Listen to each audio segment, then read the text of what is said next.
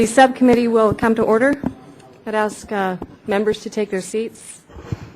As we begin to work this year, I'd like to thank all of the members of the Subcommittee on Commerce, Manufacturing, and Trade for your participation, especially the new ranking member, Mr. Butterfield. I would also like to congratulate Mr. Upton on his chairmanship of the full committee and to thank him for entrusting me with the chairmanship of this very important subcommittee. As you know, the Energy and Commerce Committee is the oldest standing committee in the House of Representatives, dating back to 1795. Its original name was the Commerce and Manufacturers Committee, and our subcommittee continues to focus on the core of our original jurisdiction. The chair now recognizes herself for an opening statement. This is the first hearing of our subcommittee for the 112th Congress. Over the months ahead, I plan to look at a wide range of issues that deeply affect Americans in their daily lives. One of the most important, as well as one of the most vexing issues we face today, is how do we get our economy back on track? How do we create new jobs? How do we bring jobs which have been lost to foreign countries back home? And how do we make Made in America matter again? I believe it is part of our job to take a close look at what is working and what is not working, and then see how we can work together to make a real difference in people's lives. Today's hearing is about the Consumer Product Safety Improvement Act, affectionately known as CPSIA. This legislation was truly a landmark in efforts to improve consumer product safety. It was the first reauthorization of the CPSC in 17 years, and it modernized and strengthened the agency in many different and meaningful ways.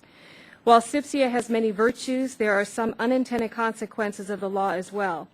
We have a responsibility to the American public to review those specific provisions of the law that have proven to be problematic and to fix them.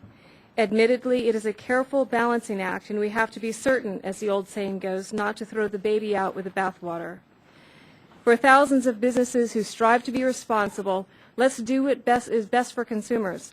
CPSIA has consumed an inordinate amount of their time trying to understand how each new regulation and standard will affect them. Unfortunately, many have gone out of business, attributing their demise to some of the burdens of compliance with the many provisions of the new law. We need to strike a careful balance. As a nation, we simply cannot afford to lose jobs or to stifle innovation because of unnecessary regulations. Frankly, many businesses never even heard about this law until well after it was enacted. Most were shocked to learn of the onerous requirements it would impose on them if they manufactured or sold any children's product, even though they had never done anything wrong and never had a single product recall. It began with the best of intentions. In 2007, the widely publicized toy recalls for violations of the existing lead paint standard gave way to a new prohibition on lead content in children's products. As interpreted by the Commission, this category goes far beyond just toys to cover sporting goods, library books, ATVs, educational products, CDs, clothing, and many other items. The goal was a noble one, making products safer for our kids. But within just months of passage, both the Commission and the Congress realized that problems with the new law would need to be addressed. The Commission recently announced yet another stay of enforcement, at least 5 now by my count, that it deems necessary to avert potentially disastrous results. What's more, during the last Congress, numerous bills and legislative drafts were introduced, including one by Mr. Barton, to remedy some of the problems we already know about. I hope that our new members can quickly get up to speed on these issues, and working together we can come up with a common sense solution that is a win-win for everyone. Today, the Commission has jurisdiction over literally thousands of different types of products. It is critically important that they should be able to prioritize their resources to address the products that pose the greatest risks to consumers. As a mother, I have very strong, passionate feelings about protecting all children. But as a former small business owner, I know all too well how unnecessary regulations, even well-intentioned ones, can destroy lives too. This is a rare opportunity to put aside the differences that often divide this great body and put our heads together to make a good law even better. It's up to us now, and as we begin this important debate, I'm going to encourage everyone to remember what we all tell our kids growing up: keep your eye on the ball. Mr. Butterfield, you're now up to bat, and the gentleman from North Carolina, the ranking member, Mr. Butterfield, is now recognized for 5 minutes for his opening statement. Let me thank the chairman for convening this very important hearing today, and I certainly thank the witnesses for their anticipated testimony. We received a copy of your advanced testimony, and I read most of it last evening, but though I did not read all of it, and so I look forward to your testimony today. Today marks our first hearing, and I want to thank the chairman of this subcommittee for calling this hearing and for her friendship and for her anticipated leadership on this very important committee. I have reached out to the chairman, and she has reached out to me, and we've created a friendship, and I look forward to working with her as we go forward. I can certainly say that the early signs are encouraging. As today's hearing demonstrates, the issues before this subcommittee often have a real and direct impact on the daily lives of the American people. From the toaster they use at breakfast to the dishwasher they load as they head out the door to the dolls and the toy trucks their kids play with, people reasonably expect the consumer products they bring into their homes will be safe. Unlike many of the issues we deal with, consumer product safety is nonpartisan, or at least it should be. In fact, a poll released just yesterday by the publisher of Consumer Reports found that 98% of American consumers agree that the federal government should play a prominent role in improving product safety. I am hopeful that we will be able to find common ground and move forward in a bipartisan manner on consumer product safety. It's clearly what the American people want and expect. This is an obvious choice as our first hearing. We all understand the challenges that the Consumer Product Safety Commission has faced in implementing the CPSIA, the law that we all know so much about. I also understand that we are likely to see some legislation on this issue in the coming weeks.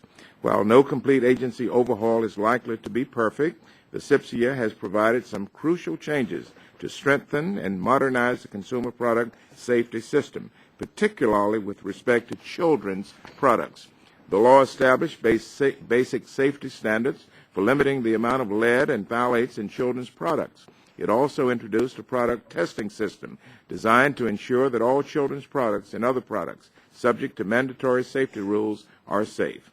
And it gives the Commission new resources and authority and reestablished a 5-member commission, 2 of whom are sitting in front of us, allowing it to proceed in an unfettered way with its decision and rule-making authority. Consumers had long believed that if a product made it to the store shelf, that it must be safe. Unfortunately, that was not the case and is not the case, and the millions of toys recalled in the summer of 2007 illustrated this frightening trend. And these weren't just recalls because of high lead levels. Many were due to design-related safety defects that could have led to burns and choking and strangulation, among other potentially fatal dangers. Parents were concerned and outraged, as were the members of this committee. As a result, we resolved that our children would no longer be the front line for measuring the risk to their health and safety from toys and other products they use. These manufacturers would have to prove their products were safe before they made their way into the hands of our children. I understand that implementation has been a challenge for the Commission and for the small and large manufacturers working to comply with the new law. Today, I hope to hear about how the law is working, as well as the new challenges and, as some say, the unintended consequences that may have been created. I also hope to learn how the Commission allocates its resources between implementing this law and its many other important responsibilities. I also look forward to hearing why key provisions of the law still aren't being enforced. That's very important. And why some congressionally mandated rules still have yet to be finalized. I look forward to the hearing from all of the witnesses, and as I said earlier, I thank you for coming today with your testimony. I'm going to yield my last minute that I have to any member who would like to consume. Ms. Schakowsky, you have my remaining time. I thank the gentleman very much. I want to congratulate Chairman Tenenbaum for restoring the Consumer Product Safety Commission to its proper role of protecting consumers. And consumers do believe when they go and pick items off the shelf, they already think that somebody somewhere is protecting them. And thank goodness the CPSC is doing that just now. Before this landmark bill passed, there were 170 items of children's jewelry containing lead at high and dangerous levels. This legislation did something about that. And finally, when we did our annual toy safety bill, there were fewer items that we said were dangerous that were on the shelf. The Commission has already shown its flexibility in dealing with some of the problems of implementation, but the bottom line issue of protecting consumers and particularly children, that is the proper role of government, and that is our proper role that we will exert today. We're going to protect our consumers and our children. Chairman Upton yielded his 5 minutes for his opening statement to me in accordance with committee rules. As his designee, I now recognize Mr. Barton, Chairman Emeritus of the committee, and a conferee on CPSIA for 1 minute. Thank you, Madam Chairwoman, and it's good to see you in the chair. I look forward to participating with you and the other members of this subcommittee as we have a very profitable next 2 years. It's good to see our two witnesses, the Honorable Chairwoman and, of course, Commissioner Northrop, who I still remember as Congresswoman Ann Northrop. It's good to see you. I was a conferee on the Consumer Product Safety, whatever it was, Information Act, or 3 or 4 years ago. Mr. Dingell was the chairman of that conference. Ms. Schakowsky was on it. Mr. Waxman was on it. I think Mr. Whitfield and Mr. Stearns on our side.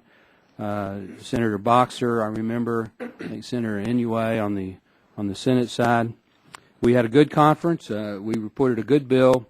Unfortunately, we put some language in at the very end of the conference that has turned out to be very difficult because it doesn't really give the CPSC the flexibility that they need to show some discretion for some of our smaller manufacturers and in some cases individual producers of some of these products. We introduced a reform bill in the last Congress.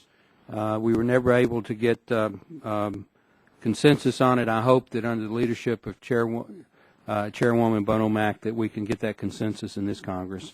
And with that, I would yield back and say I, again, look forward to working on this issue. I thank the gentleman. I would like to yield a minute to Mr. Pompeo, one of our newest members. 1 minute. Thank you, Madam Chairwoman.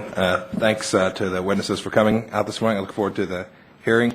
A little later today on the floor, perhaps it'll be early tomorrow morning, I'll offer an amendment having to do with the public accessible database information.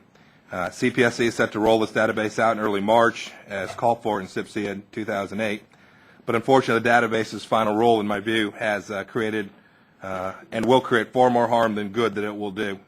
The statute, in my view, has been interpreted to mandate the posting of materially inaccurate information, and the agency has created a database that will both direct consumers away from safe products to relatively less safe ones and damage the reputation of very safety-conscious manufacturers.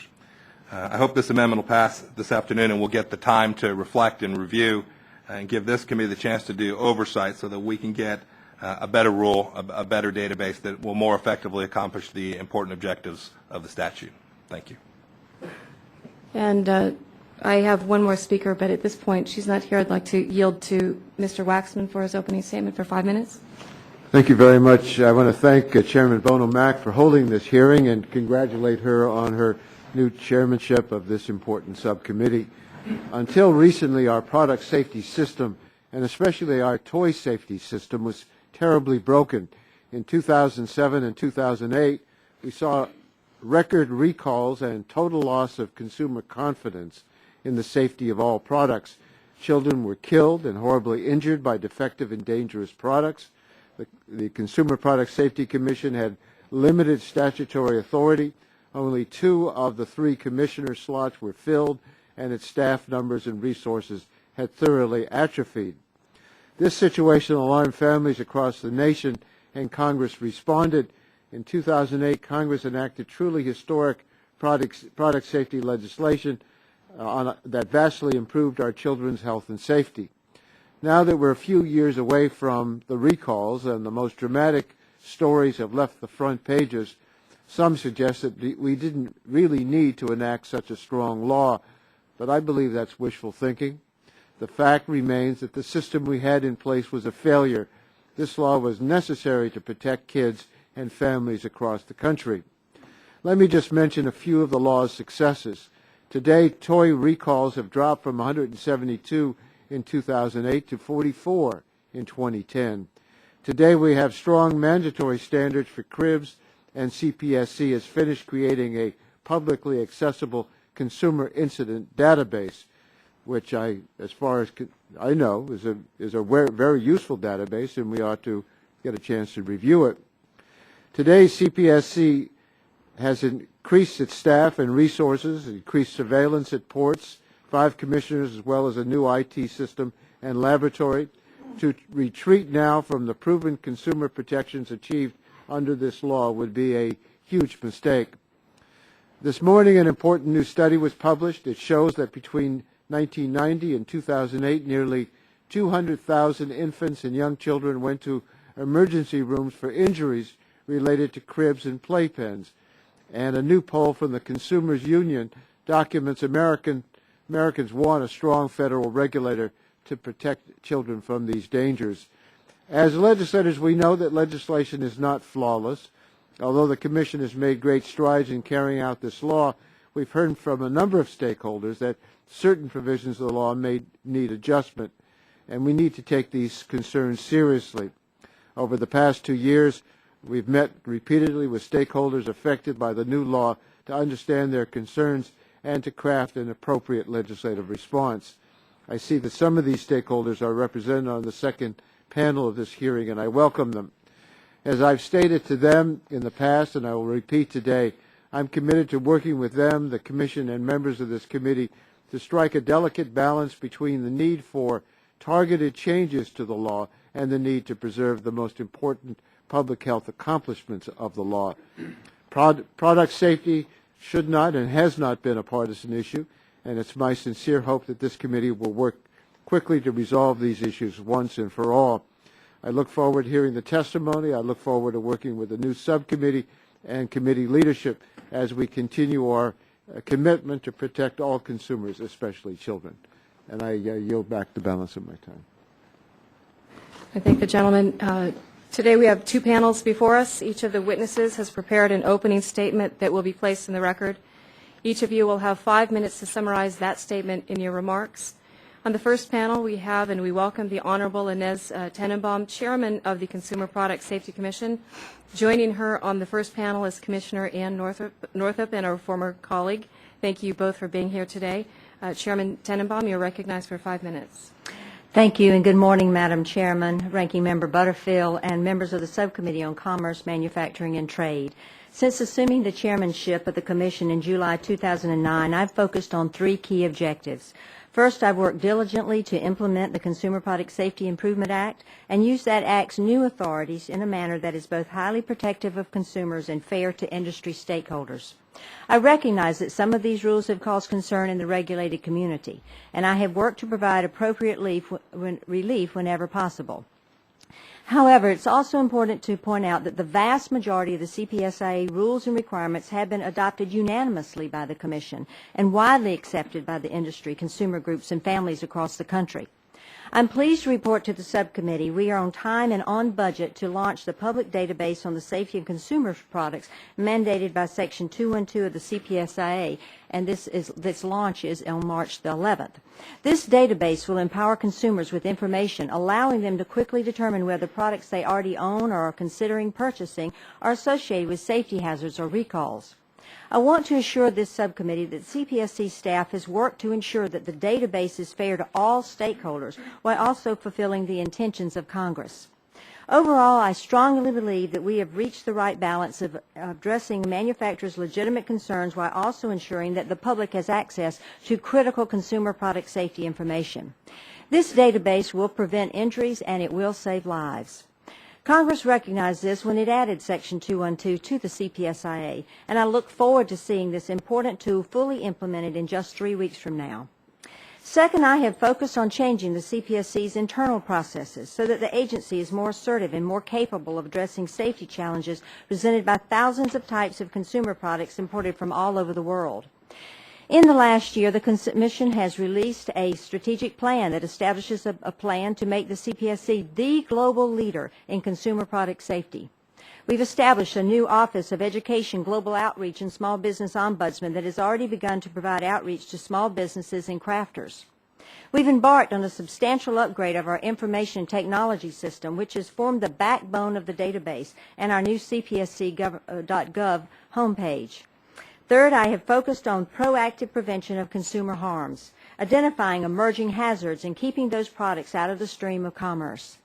We've taken a number of steps to increase the surveillance of potentially harmful consumer goods by signing several information sharing agreements with Customs and Border Protection and increasing our physical presence at the ports of entry. The Commission's Safe Sleep team has also made great strides to rid the marketplace of dangerous cribs, usher in a new generation of safer cribs, and educate parents about the importance of maintaining a safe sleep environment for infants and toddlers. A key component of this was the mandatory crib safety standard. These standards were designed through many hours and staff work in collaboration by the Commission, resulting in a unanimous vote in favor of the new standards on December the 15th, 2010. In particular, I am extremely proud of the Commission staff and the work they have done to implement the bulk of the CPSIA and create a safer consumer product marketplace for all Americans. The Commission has received increases in appropriations over the past 3 years. These resources are making a difference. They ensure that we can get the message out to families after a hurricane or an ice storm that the use of portable generators in homes can result in carbon monoxide poisoning and tragedy. They also allow us to do public outreach to new mothers so they will not place their newborns into an unsafe sleep environment that could result in a tragedy.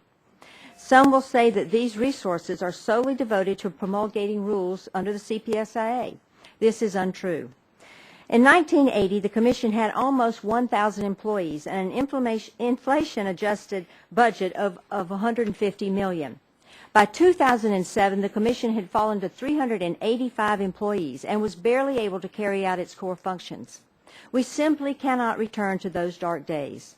In the coming months, I look forward to discussing possible targeted improvements to the CPSIA with this subcommittee. On January 15, 2010, I reported a unanimous report of the Commission requesting some additional flexibility on some key requirements. I recognize that some want to go further than this and reopen the entire Act. This would be a mistake. Calls for a return to a completely risk-based lead paint and content standard are one example of a proposal that is seriously ill-advised. Lead is a contaminant and a powerful neurotoxin. It is a particular threat to the developing brain of a fetus, infant, and a young child, and with documented negative effects on behavior and permanent loss of IQ. During my tenure as chairman, my message to manufacturers has been simple: get the lead out. It is absolutely, if it absolutely has to be in your product, we have sought the authority to address it through a functional purpose exception. We have made substantial progress in this area since the passage of the CPSIA, and parents should never have to wonder and worry about whether the model train or the toy they purchase for their child is leaded or unleaded. Thank you again for inviting me to provide testimony for the subcommittee today. I thank the chairman, and we recognize Commissioner Northrop for 5 minutes. Thank you, Madam Chair, and let me congratulate you. I know you're the first woman that is a subcommittee chairman of the Energy and Commerce Committee, and as a former member, I know that those achievements are so important to all the women that come behind us. It's very exciting to the women on Capitol Hill to see you as the chair, so I congratulate you. And also, Ranking Member Butterfield, thank you for having me here today. I appreciate the opportunity to come and talk a little bit about the CPSIA. I certainly want to acknowledge what the chair said, and that is that most of our votes have been 5-0. They are bipartisan. There is a wish across the Commission to make sure that our children are safer. I feel that if I had been still in Congress when the CPSIA had come before me, that I would have voted for this bill. And understanding it as I read it, as I was nominated by the President to this commission, and then went through the confirmation process, I had an opportunity to visit with most of the senators who had been on the subcommittee and the committee and the Commerce Committee, and overwhelmingly I heard from them that there were unanticipated consequences of this bill, and told me that they believed in the bill that there was the flexibility for us to both protect children and to avoid these unintended consequences. And I promised them that I would do that. And like I said, as I read the bill, everything seemed so straightforward and so reasonable. It was only then when I was sworn in that I found out that the Commission had come to certain conclusions about portions of this bill, especially the absorbability exclusion, that have rendered whole sections of the bill meaningless. In other words, our Commission has found on a partisan majority that that section of the law is totally meaningless, that it does not apply to one product. So I am here today not to be the naysayer, because I think it is important I think it's important to recognize that our chair has instituted some things that have modernized this commission and have made it possible for us to intercept things at the border and to advance our technologies that will make an enormous difference and help us protect children. So I'm here, though, to bring to your attention some of my concerns.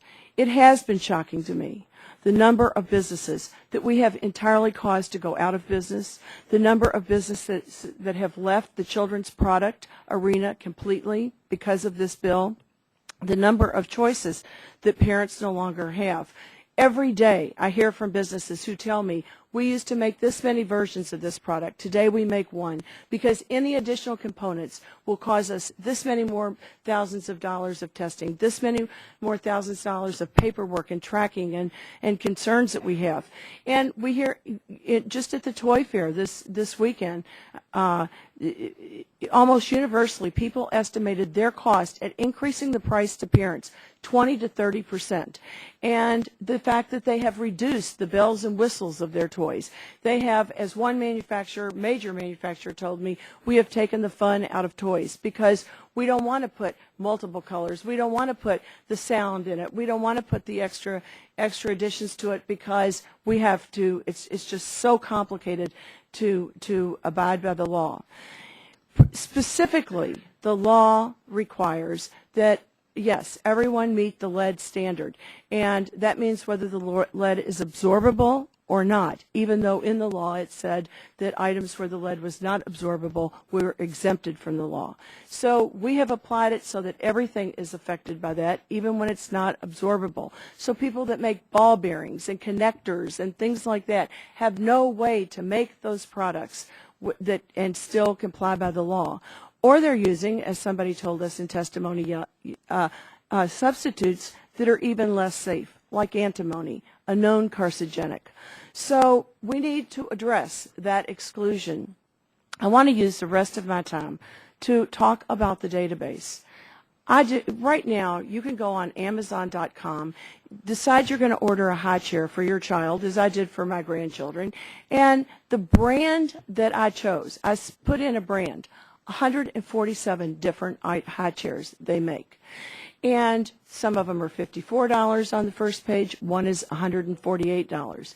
Today, our database, somebody puts in an incident, and all they have to do is give that brand name. They do not have to say whether it was the $54 chair or the $148 chair. They can be misidentifying it, as we find people misidentify things in incidents every day.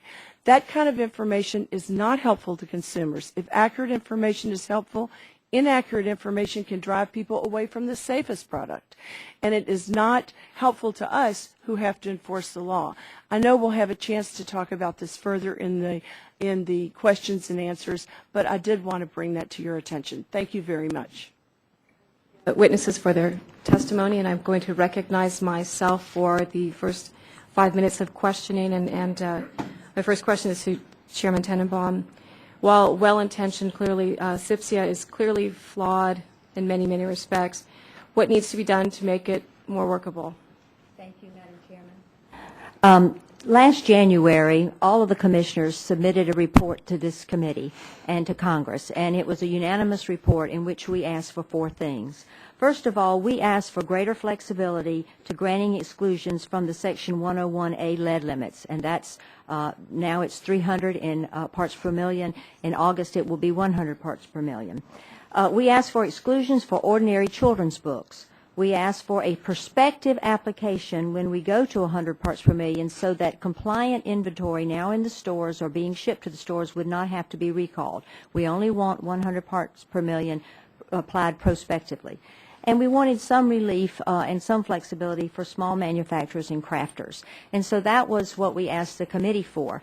Mr. Waxman proposed a bill, and that was discussed on both sides of the aisle. Mr. Barton had a bill, and a number of members submitted bills, but Congress did not take any action last year.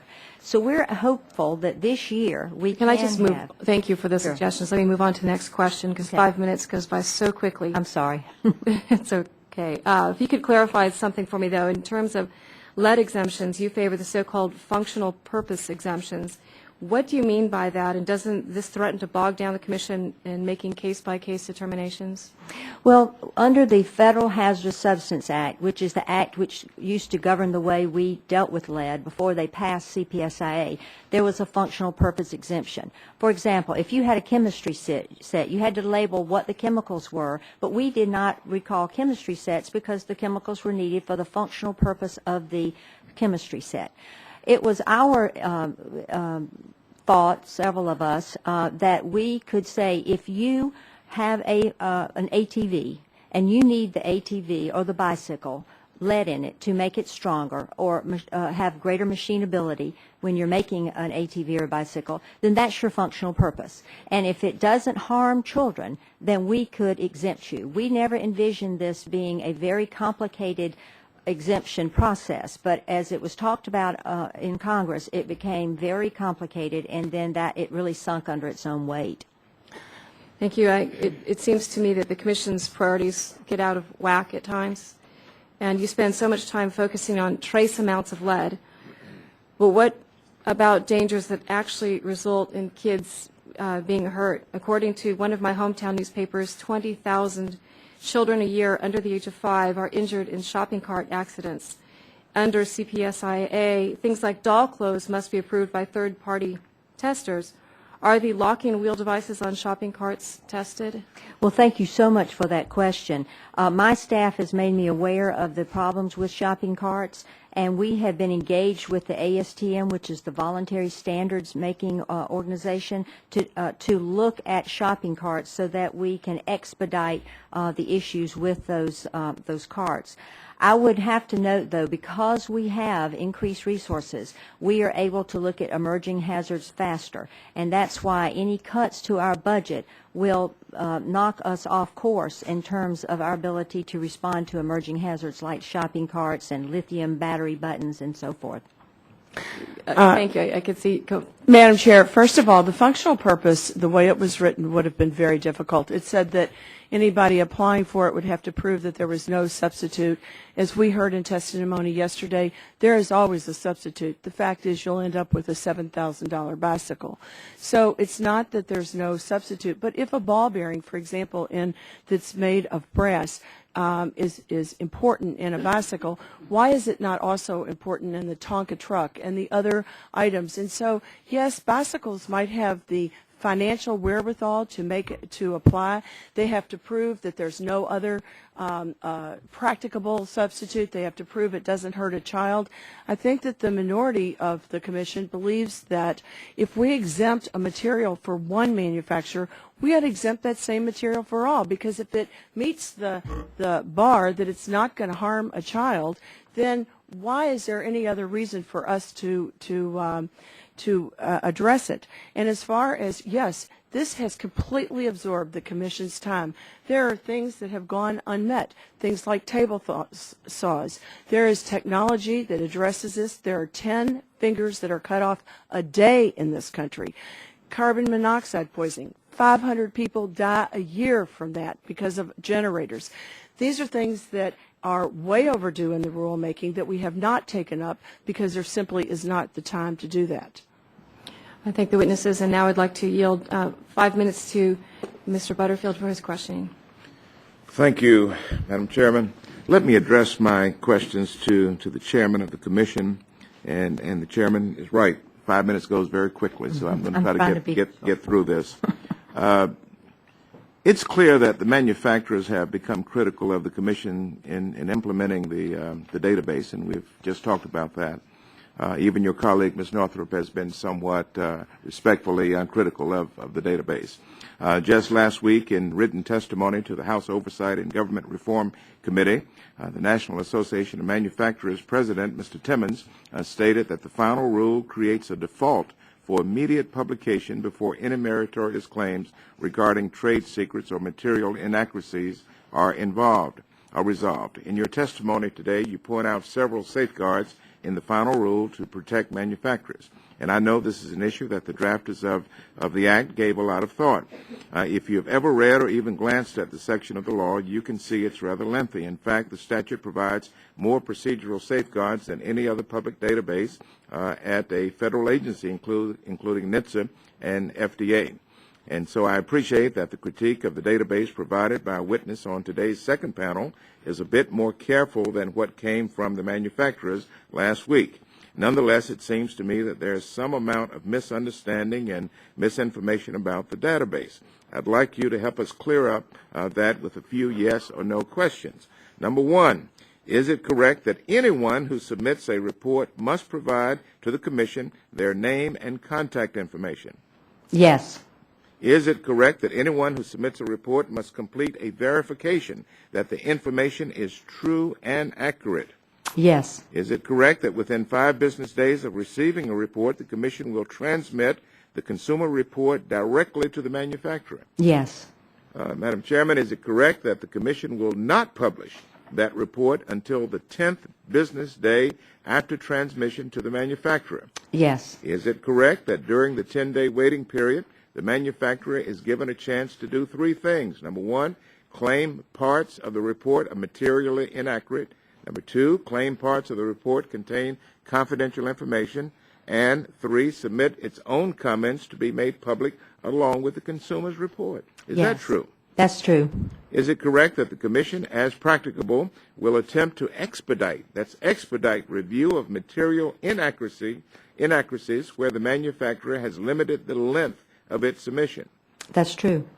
Is it correct that the Commission will review all inaccuracy claims and will correct or remove any inaccurate information published in the database? Yes.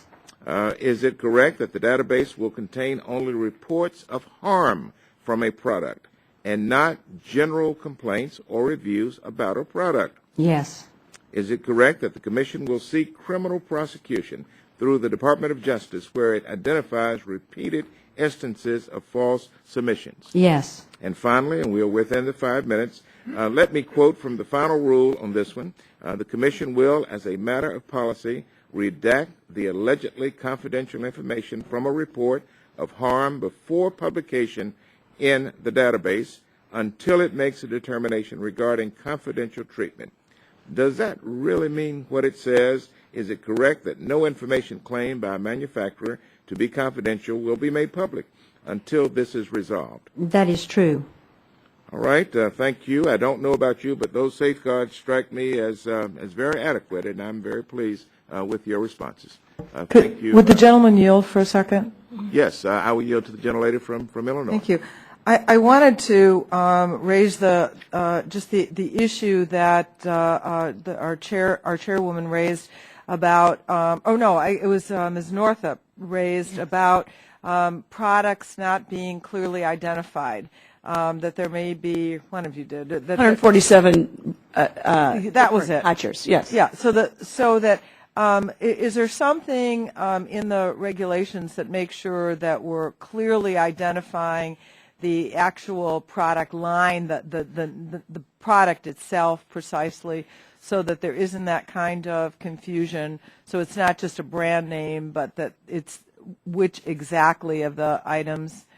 Well, you have to give the product name, but you don't have to give the model name. But you have to give the product name. You have to give the manufacturer, the date you purchased it, your name and verification and several other things. But we're not required to do the model.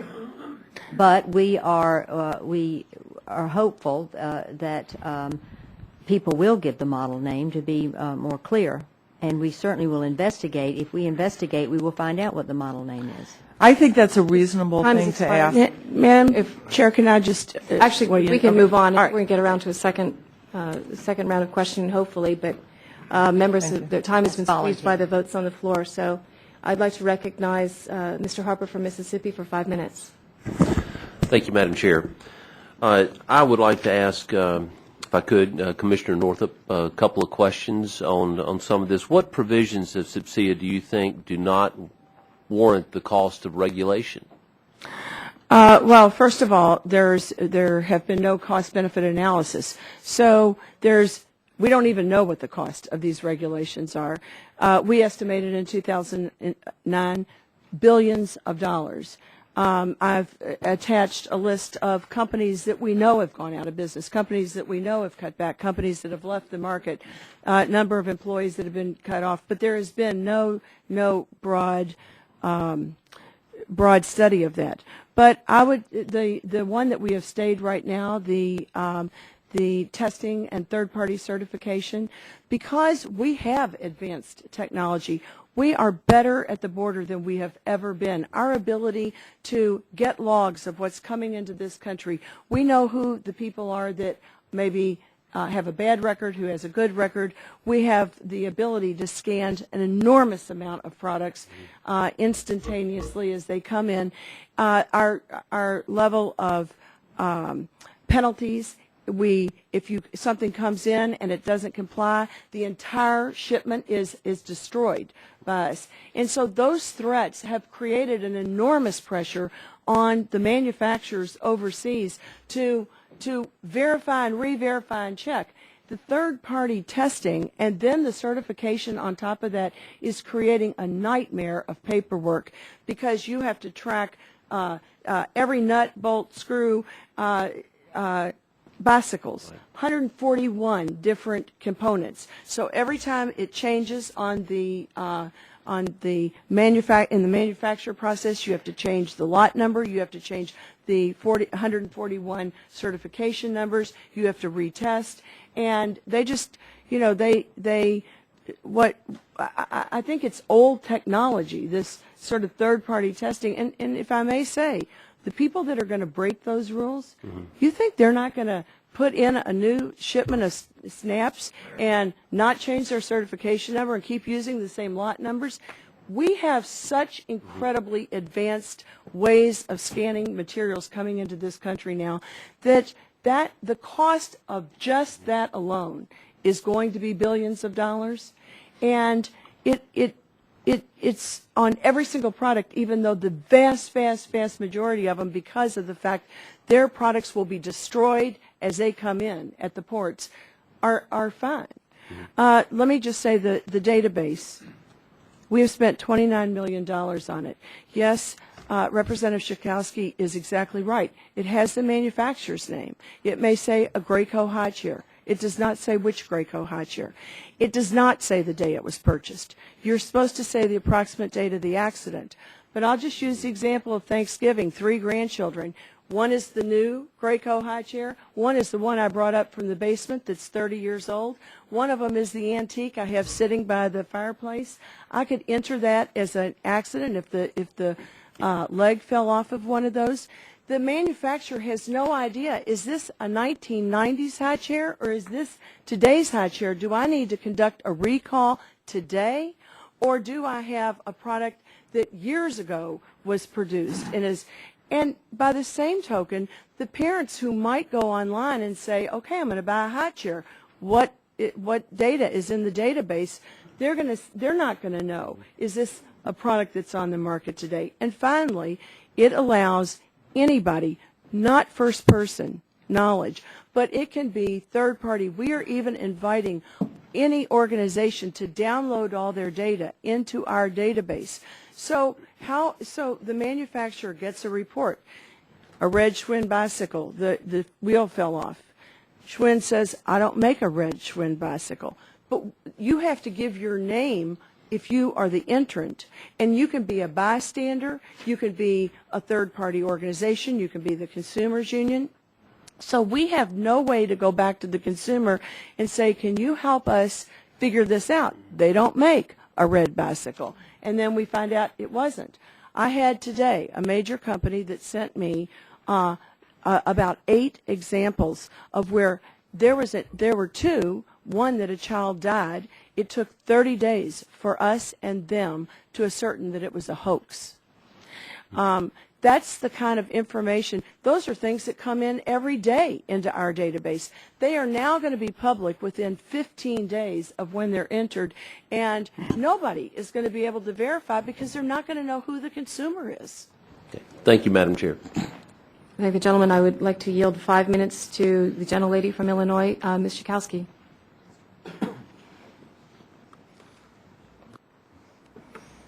My turn, huh? Yeah. Okay, sorry.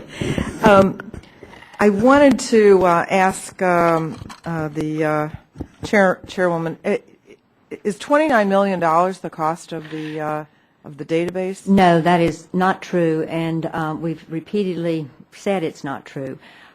We were charged when we were given funds, new funds, to upgrade our whole IT system. The database is around $3 million. The IT system was to get a data warehouse. We had 5 different silos of data that couldn't talk to each other. Our database couldn't talk to CBP. So we have done extensive upgrading of our whole IT system, and the database cost about $3 million of that.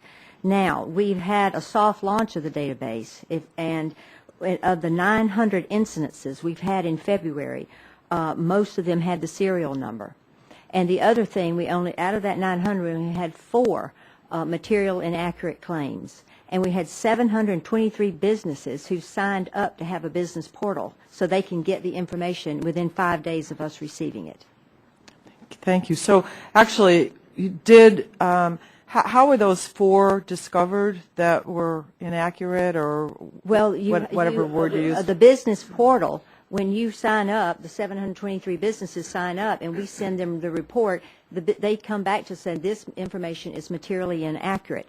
Now, the law requires us to post the report of harm before we make the determination of whether or not it's true. We're going to try our very best to determine if it's materially inaccurate and the company is right, and not put it on the database within 10 days. But if we haven't received the information, or we haven't had the time to research it and get to the bottom of it, if it's a very complex laboratory issue and testing issue, then we will have to post it. And that's what the rub is. Okay.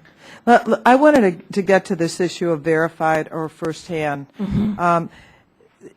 Here's my concern. One of the things that really inspired me to work on this law was the death of child Danny Kaiser and his mom, Linda Ginzer, who created Kids in Danger and became a great advocate over this tragedy. Well, she wasn't there when her son died in the crib. Would she be then ineligible to report on her son's death because she had not been at the daycare center, or a parent who's not in the room when a child dies in a crib? I mean, how are you going to distinguish? Actually, I actually wrote an alternative database, and absolutely the daycare center can put this information in, the parent can put this information in. Nobody wants people that don't have firsthand information not to be able to put this information in. The issue is more a question of third parties that are sometimes fourth and fifth hand information. Let me just say, one of the things I've seen at the Commission is that organizations that have particular safety agendas, marketing agendas, want to use information of accidents to come to you and say, there are 10 examples of this, you ought to pass a law. I'll give you an example. The fire marshals, they want sprinklers in all buildings. We're not involved in that issue, but they often put in to fires in homes the fact that it was a Bic lighter. Well, it may not be a Bic lighter. In fact, the Bic lighters come to us and say, please, make them identify these better, because what they really are is a cheap foreign knockoff. The problem for the company is, if it says a Bic lighter, they're subject to a class action lawsuit. They're subject to running around trying to prove that it's not a Bic lighter.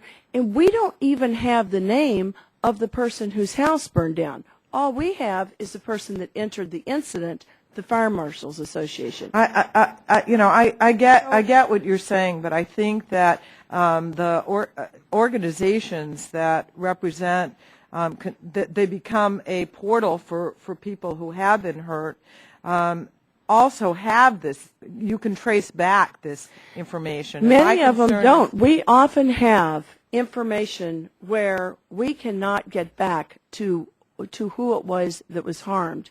And, I would just say, as a parent, I know that I knew what the product was that was at hand. And the question is, would a bystander have that information? This is really important information to have.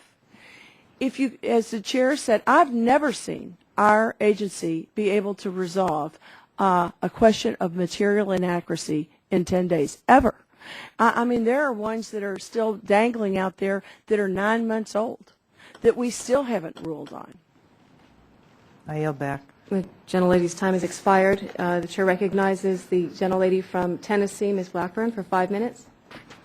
Thank you, Madam Chairman, and I want to welcome the two of you, and thank you for being here, and thank you for getting your prepared testimony to us. I think that we have in front of us, CPSIA is something that most people are just not really happy with, and I found it very interesting. And Commissioner Northrop, I want to ask you what you think about the results of that Consumer Union poll that Mr. Waxman sent around yesterday, and a dear colleague. And I also would like for you, if you will, to continue to talk about some of the unintended consequences. You've hit on the absorbability problems and the miscues that are there.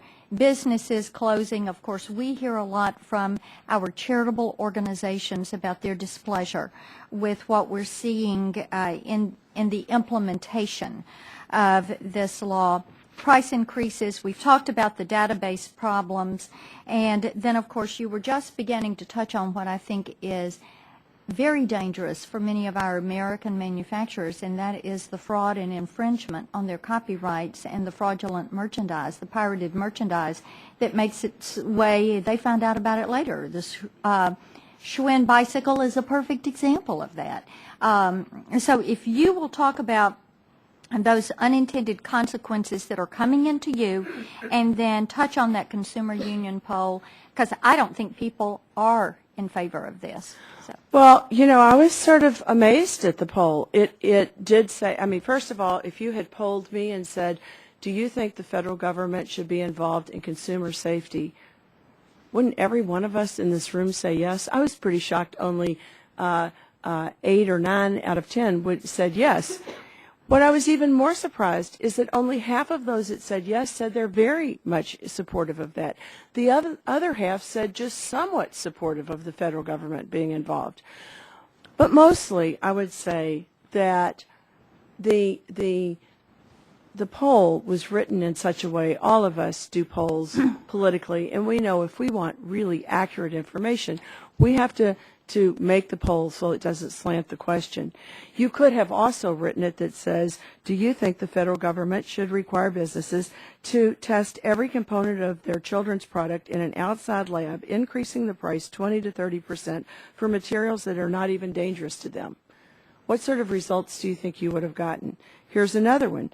Do you think the federal government should have spent $29 million? Let me tell you, this whole database is, we could have continued operating on the database we had. It was only had to be changed because it was going up on a database where certain incidents that are not verifiable and can be entered by trial lawyers, consumer advocates, or competitors with false information could be posted about legitimate companies. What sort of poll do you think you would have gotten? I don't think either those questions or the questions in the poll give you the real truth that we need to, if what you're trying to do is poll the American people, you need to actually give them, this is a better. Okay, and let me move on to the unintended consequences. The unintended consequences, I would just tell you that it was a month after being at the Consumer Product Safety Commission, I was actually depressed because I thought that I passed laws when I was in the General Assembly of Kentucky and in Congress, and I sent them over to agencies, and I thought they would make them rational and that they had more leeway. This law does not have a lot of leeway, but we have heard from members of Congress.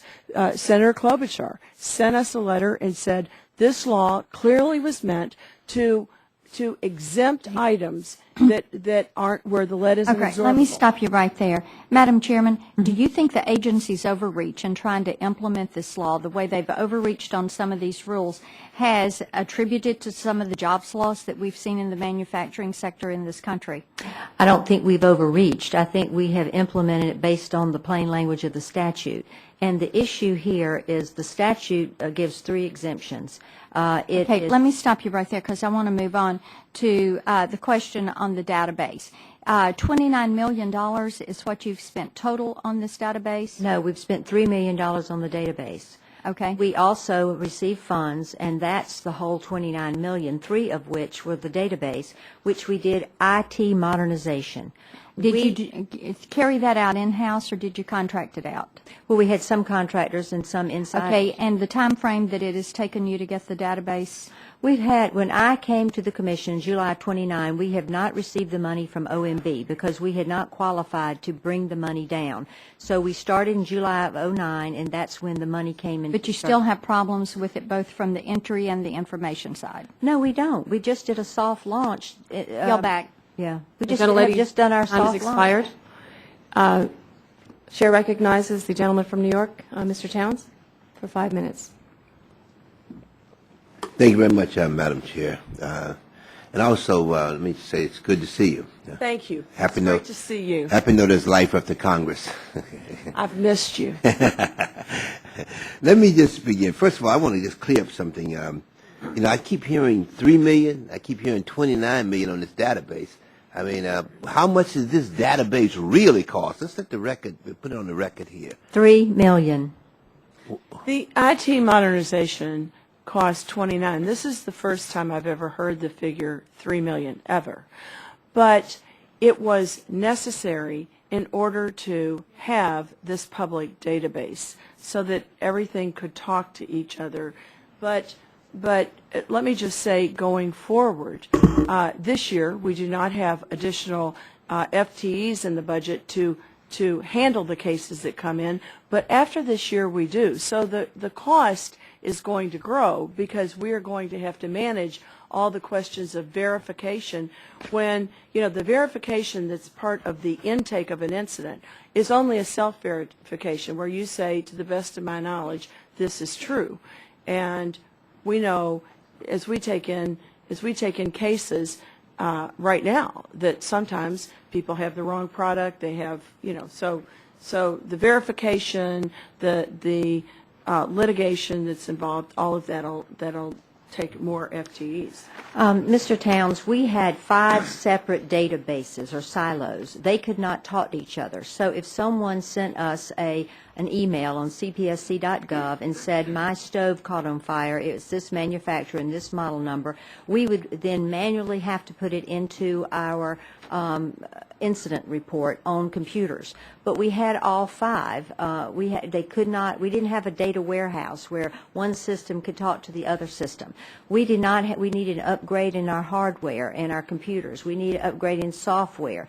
So we could not even share information with CBP because our systems wouldn't talk together. So all of this is a larger effort to get our technology up to date, and that we have, people have said, they've repeatedly told Mrs. Northup that it's $3 million, it's not $29 million, and so it's $3 million. The database is $3 million, it's not $29 million.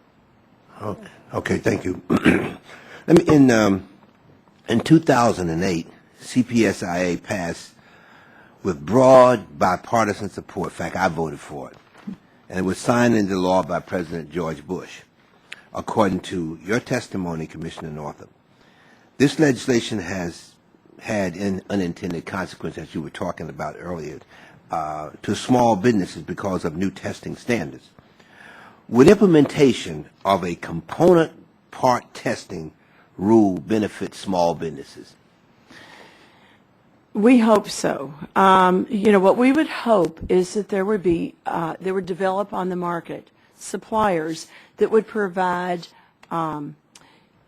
pre-tested, pre-certified components, the snap, the zipper, the component, so that somebody that, say, makes a child's outfit could go to Michael's or whoever, the hobby shop, and pick up these components pre-tested and pre-certified, and then depend on those in their final certificate as legit. They would have currency. We would accept those pre-certifications as certificates in the final product. It will help. It does not take away the fact that many small suppliers also have very small lots. They make things to order. They make things for example, at the toy fair, I met a woman who makes things for the blind. She has to have buttons for the eyes because just painting them on don't give you the tactile benefit. We have educational toys that are very small lots, and so all these seeking out these certification numbers, these pre-certified products, then doing a final certificate that picks up all of those. Every time you go back to the store and you pick up another lot, you have to change your final certificate. You have to change what your tracking label is so that it reflects a new certificate. It's a lot of paperwork, and the small businesses are telling us that's why we're going to make one thing, or we're going to get out of the children's product business. It's Ashley Furniture was probably the best example. They spent $13 million testing. They have 14 layers of primer and final product. They have every screw, nut, and bolt. Not one product, not one component violated the lead limit. Right. But it was $13 million for them to get the tracking and the component testing done so far. Gentlemen. Thank you, Madam Chair. Thank you. The gentleman's time has expired. Would like to recognize my new colleague from Kansas, Mr. Pompeo, for 5 minutes. Thank you, Madam Chairman. Chairman Tenenbaum, you said that there's been no cost-benefit analysis performed at all. Is that correct? Under the CPSIA, correct. The Commission had mandatory deadlines. And also, the CPSA did not require the Commission to do cost-benefit analysis. Right, so now, under the Federal Hazardous Substance Act, and under the CPSA, which is our general act, we do cost-benefit. But there's been none on the database. There's been so when we're talking about $3 million or $29 billion that's been spent, I mean, the real cost of this thing isn't what we're paying for the database. It's the hundreds of millions of dollars this is going to cost small business. But we don't truly have any idea. Is that correct? Well, the Commission no has not done that because it's not our role to, but we would certainly support any other agency that wanted to do one. We'd provide them with the data. I appreciate that. You said, quote, the rub is that we have to post it. You have to post it. We have to post within 10 days. So would you support this committee recommending that we provide flexibility to your agency, that you don't have to put it on, that you can make a decision about whether it's accurate and the right thing to do? Today you say we've forced your hand. Would you prefer that we gave your agency more flexibility? I think we need to stay to a limit where we can get information out as quickly as possible to consumers. I have heard of too many deaths, Danny Kezar, other deaths of children because parents did not have the information, and we need a quick turnaround if a product is a problem. We will make the best faith effort once it's given to us that's materially inaccurate to make a determination. I appreciate that. I think this. I'm an engineer. I love data, but I'm also now run for office, and I know what people put online. Well, right, exactly. So the gentleman yield for yes, briefly. Of course, yes, ma'am. First day jitters, opening night jitters. Up here, we forgot to start the clock, so we'd like to point out that your time will expire at 2 minutes. That's great. I assumed it was my first day jitters that you were referring to. That's right. It was your first day jitters. You had it right. That'll happen as well. I just think this is a plaintiff's bar dream, and I think the cost of litigation will be enormous. Ms. Northup, do you think it would make sense to delay the implementation of the database, to let this committee work out some of the challenges to make sure that we get good information to the public and we don't end up causing all the problems that have been alluded to this morning. Absolutely. As I walked around the toy fair in New York, one person after another raised this issue to me. Some already had issues that had come in on the soft launch and said, there's nobody that knows what the facts are on this. They don't have to give enough facts that you can possibly know what the product is. They don't have to give enough specifics that you can possibly know what went wrong with it. Or even if it is, they can't even make the claim it's materially inaccurate because they have no way to correspond with us and have us be able to go back to the source who might have firsthand information. I think that when you consider the jobs in this country, and you consider the fact that we're going to have manufacturers running around terrified about how they're going to answer a database question when maybe it's not even their product, maybe it's a product that's not even on the market anymore, it's 20 years old. And consumers, if I might say, the benefit to consumers, I think of the ladders ad where you have two people playing tennis on the tennis court and all these people come running down to the point where it's crowding out the legitimate game of tennis. If you have all these data dumps from these other organizations in here, the legitimate firsthand benefit that you can get from this database is lost. And I might see that Company X had a problem. It might not be their product. It might be a product from 20 years ago. I might think, okay, I don't want to buy that product, so I buy a different product. And guess what? Really, that was the safer product. So it's even misdirecting people to what is a hazard and what isn't a hazard. Just some of the questions in staying within the time frame. Thank you, Commissioner Northrop. Yield back my time. I thank the gentleman, and I would. It's an honor to recognize the Chairman Emeritus and author of the original Consumer Product Safety Act, as well as the conferee on CPSIA, and the Chair would recognize Congressman Dingell for 5 minutes. Madam Chairman, I thank you, and I appreciate your courtesy in recognizing me, and I commend you for this hearing. As my colleagues, some of them will remember, and the members of the Commission will remember, we passed, with the unanimous support of this committee, a unanimous bill on this matter. It was an excellent piece of legislation. It got to the United States Senate, and it got screwed up. And then we went to conference, and the screw-up was worsened. And it wasn't very long before I was being called by industry inquiring why a bill which had passed the House unanimously, come out of this committee unanimously, had been turned into such a sad caricature. So I have some questions for the Commissioner. I want to welcome the Commissioner, and I want to welcome you particularly, Commissioner Northrop. Thank you. And I want you to understand this hearing is not critical of you, but it is of the United States Senate and those people that screwed this up, and we're going to try and figure out what it is we can make the matters right and help you to do your job. And I speak with particular outrage because years ago, John Moss and I wrote the original legislation which created this, your commission, in this room right here. It was a great success until the Senate got its hands on it, and some members of the conference assisted actively in that screw-up. Yes or no to both commissioners? Section 101 of CPSIA permits the Commission to exempt certain materials and products from the Act's lead limit.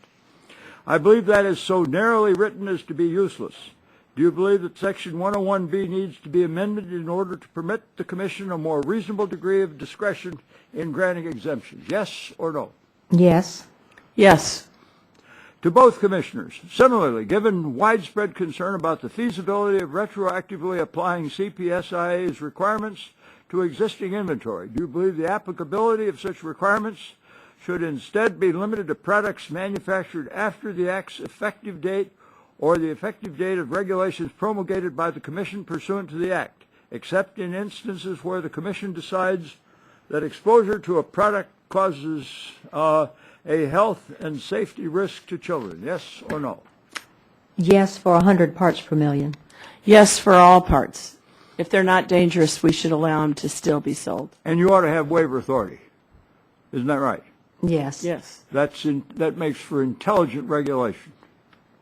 Now, again, to both commissioners. Likewise, I am concerned that the age limit for children's products defined in CPSIA unnecessarily subjects certain products, such as bicycles, to more rigorous standards than otherwise necessary. Do you believe the age limit used in the definition of children's products should be lowered? Yes or no? No. Yes. Got a division. Do you believe that the Commission should have authority to deal with the question of waivers on that matter where it makes good sense? Yes or no? Yes. Yes, except I worry about the big companies having the resources to ask for a waiver, and for the exact same products, they won't. Small ones won't. To both commissioners, I'm also concerned that the blanket applicability of certification and tracking label requirements could be, when required, unduly cumbersome, especially for small businesses. Would an exemption for small businesses like the one contained in the Food Safety Modernization Act be feasible in the case of consumer products, yes or no? I would like to study that more. I don't know. I didn't read the Food Act. That's a fair answer. I would support that, but I would support doing away with third-party testing and certification and just let the advanced technology we have today, all the new tools that you gave us, are plenty adequate to make sure that companies comply with our laws. Now, to both commissioners, I will expect that you will, if you see fit, make additional remarks for the purposes of the record. I'm sorry that I'm so constraining you. Again, to both commissioners, do you believe that the Commission's problems in implementing CPSIA can be remedied solely by administrative action by CPSC, yes or no? No. Commissioner? We could make some significant changes if we made the absorbability exclusion mean something, and I think we could have. The majority of the commissioners didn't, so it will take your action to change that. I thoroughly agree. We've made a fine mess out of this. It has to be rectified legislatively. Again, to both commissioners, if not, do you support amending CPSIA to address these problems? Yes. Yes. Would you assist the committee in our effort to do so? Yes. Yes. I will be submitting additional questions to the record to allow the Commission to expand on these matters. And I will ask, Madam Chairman, unanimous consent that my letter of March 4, 2009 to Commissioners Nord and Moore, as well as their respective replies, be entered into the record. Without objection. Members of the Commission, I just want to ask this one additional question. Do you believe that implementation of CPSIA has overburdened the existing CPSC staff and resources? No. Yes. Does CPSC have adequate resources with which to implement CPSIA as well as to carry out its other duties? Yes, if we are not cut. Commissioner? Do you want to? No, I don't think we do, but I think we could change the law and it would be sufficient. And I'm delighted to see you again, Representative Dingell. Well, you're welcome back here, Commissioner. And the gentleman's happy to see you, and I'm sorry we're seeing you under these circumstances, and just maybe we can fix this mess. Thank you. Be great. Gentleman's time has expired. The chair would recognize the gentleman from Kentucky, Mr. Guthrie, for 5 minutes. Thank you, Madam Chairman. I appreciate the opportunity to be here. And I had followed Chairman Emeritus Dingell to the other committee and back, so I might have missed this, but I know the ranking member asked questions about the database, and Congresswoman Northup, my fellow Kentuckian, or Commissioner Northup, you were going to answer. You may have since I was gone. They went through a series of questions on the database, and did you agree with the security, that it is a secure database and it did clear up all the problems? Or if you've answered that, then we'll move forward. Let me just state again, I think it's so important because this database is going to be turned on, that first of all, the database rule that was written, there was great division within the Commission. It's one of the few things that has divided us so seriously. I want to reiterate that there are a lot of things we agree with, and that the chair has really done a magnificent job in coordinating with Customs and implementing so much of this law. It's a shame that we're sort of here on the biggest debate issue, but it's going to be turned on in 3 weeks.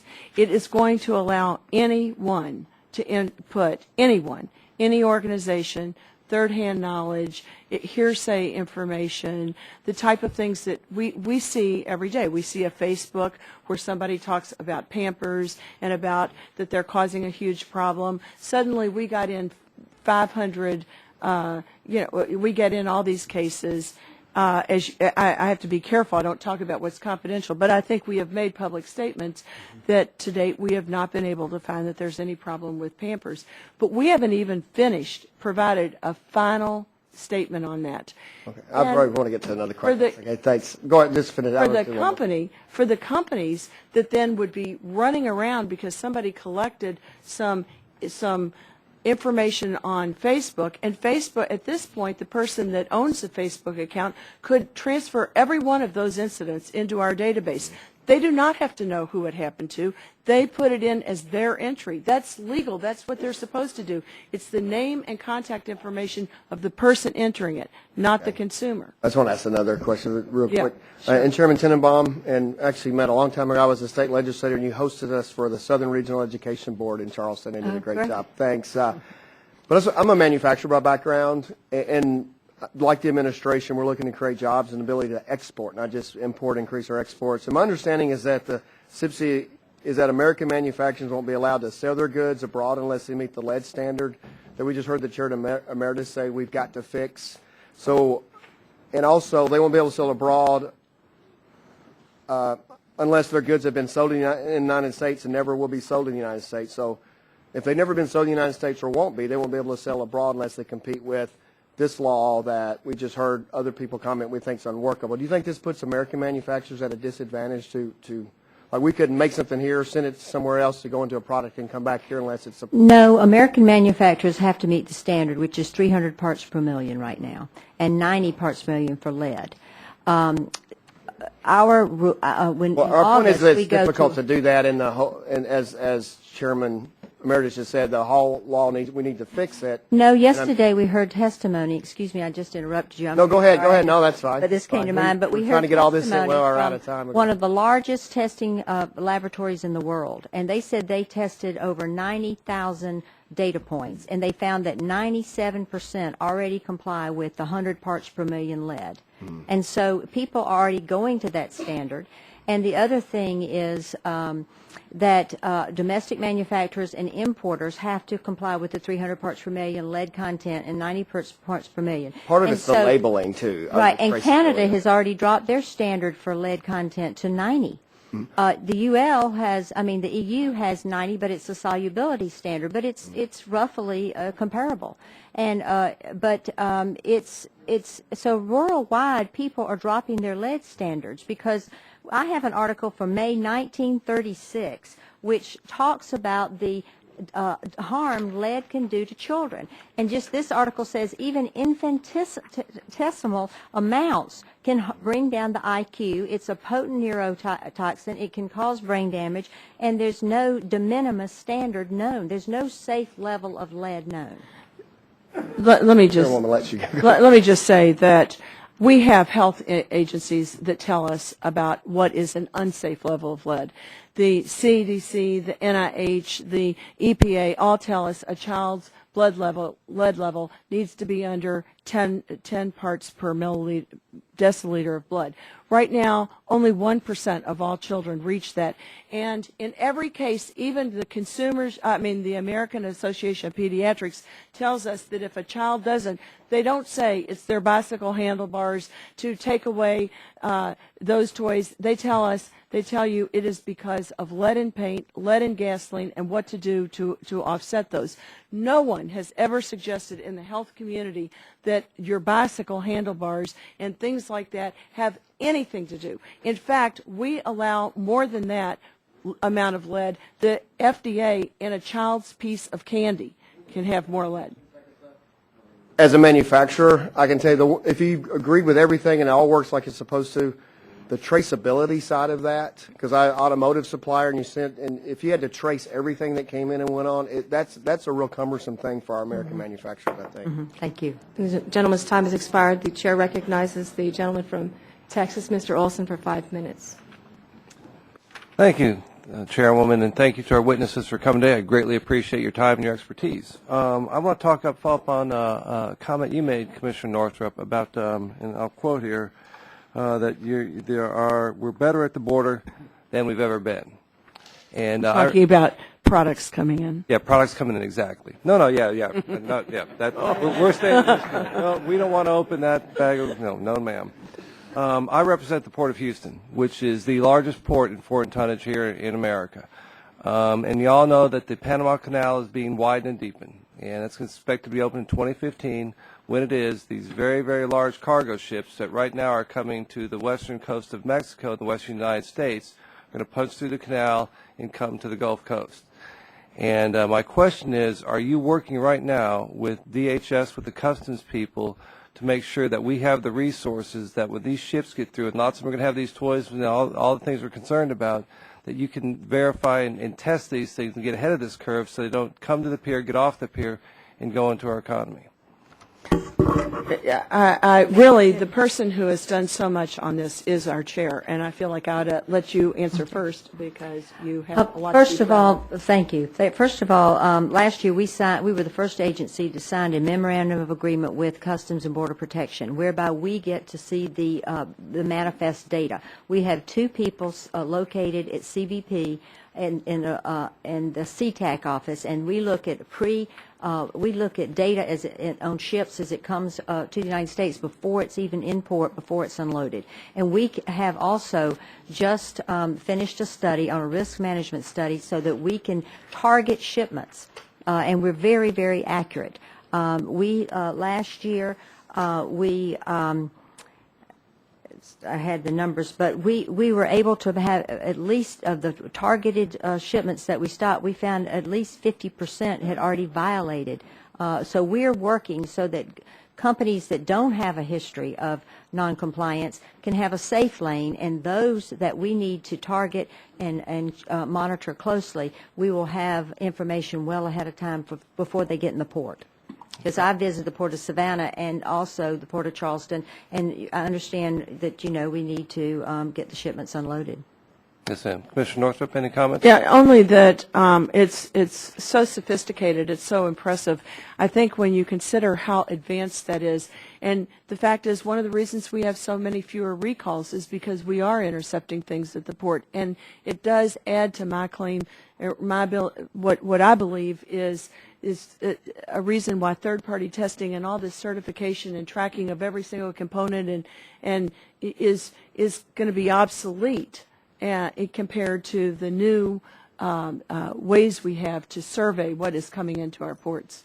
Yes, ma'am. Thank you very much for those answers. I would encourage you to keep working with the Customs and Border Patrol because they're our strongest partners. All along the Gulf Coast. I mean, it's not just the Port of Houston; it's all the ports along the Gulf Coast that are going to be impacted by this. And obviously, we need to stop these products from getting in as quickly as we can. The other question I have is about the impact of CPSI on sort of charitable charities. Under the lead content test requirements, right now it's a violation, could be a violation, is it a violation, to donate clothes, toys, or other items to children 12 and under if the items have not been tested and certified in compliance with law? No, it's not. It's not a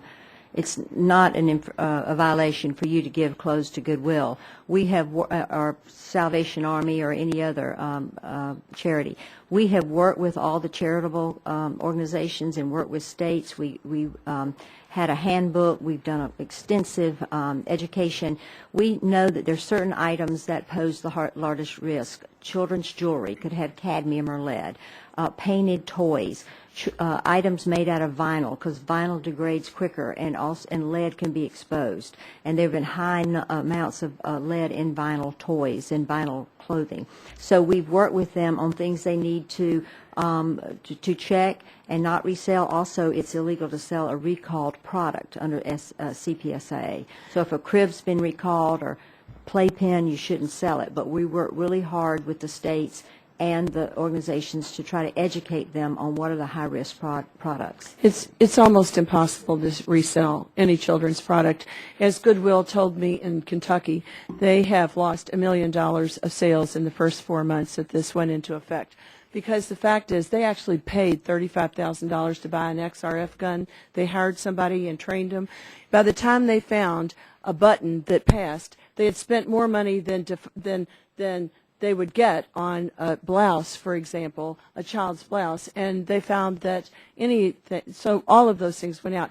All the new standards we've made for durable goods make every other durable good that's in the marketplace, whether it's a car seat or a bath seat, or that you cannot sell them secondhand. So while it's not against the law for you to donate them, it's against the law for them to sell anything that doesn't comply. Thank you very much. Gentleman's time has expired. The chair recognizes Congressman Lance for 5 minutes.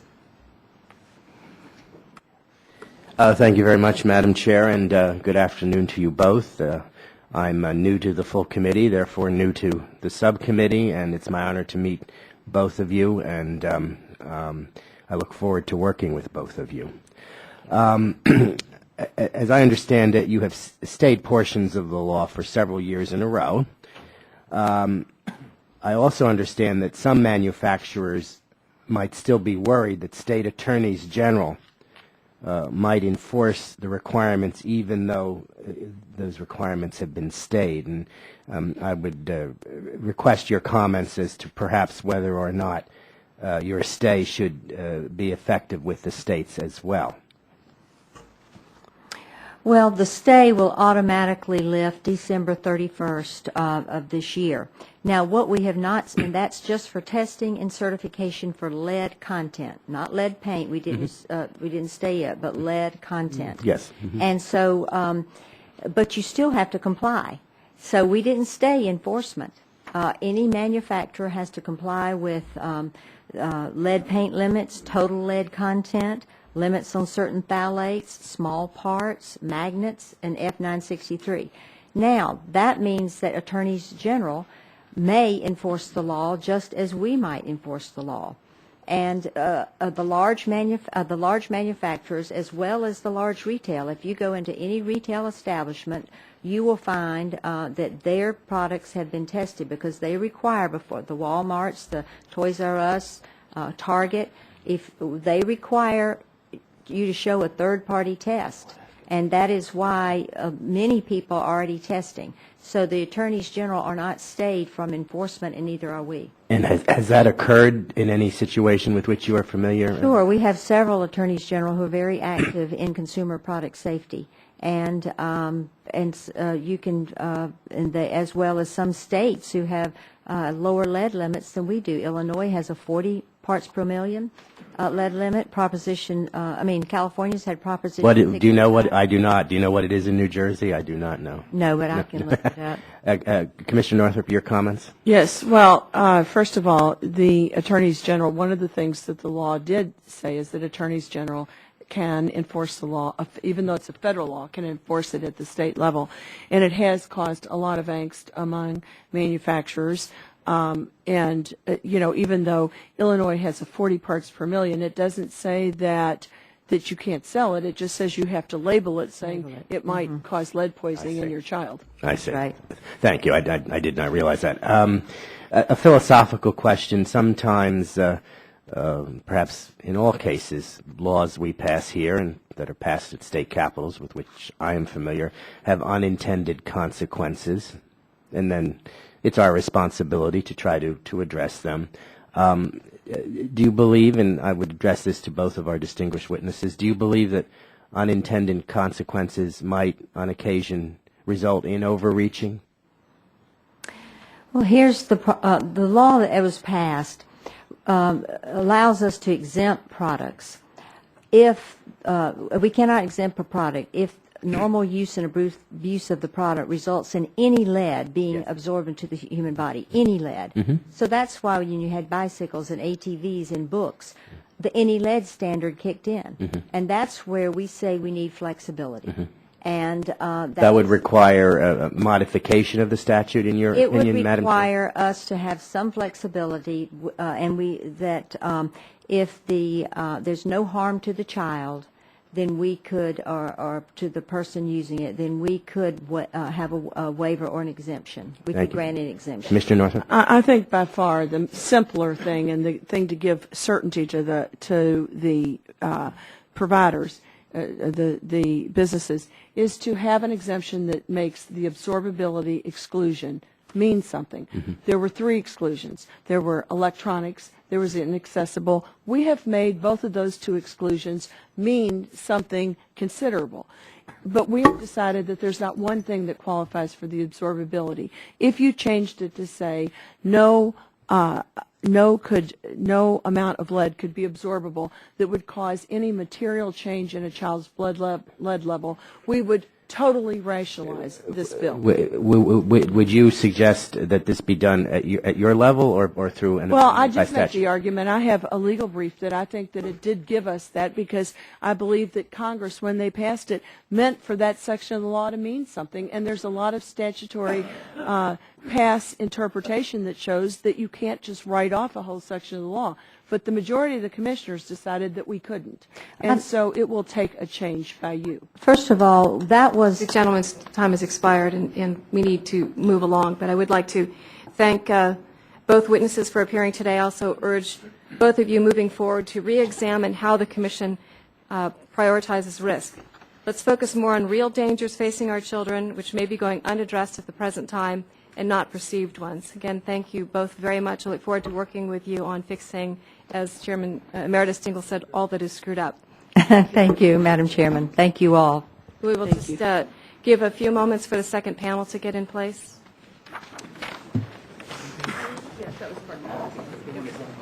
Yes, it was. Oh, late. Yeah. Let me go up and say hello to Mr. Dingell.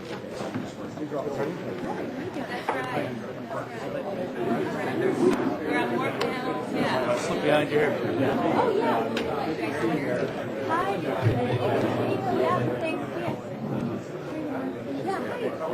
Thank you.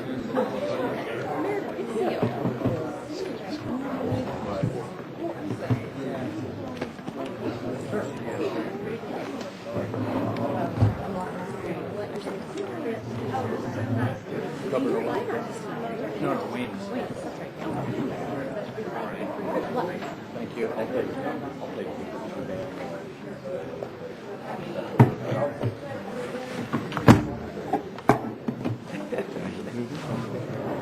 Take care now. Hey. Good seeing you. Thank you. Good.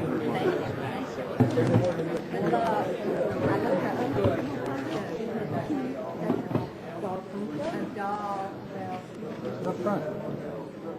Let's sit up front. Come on. Yeah, get on the feet. Why not?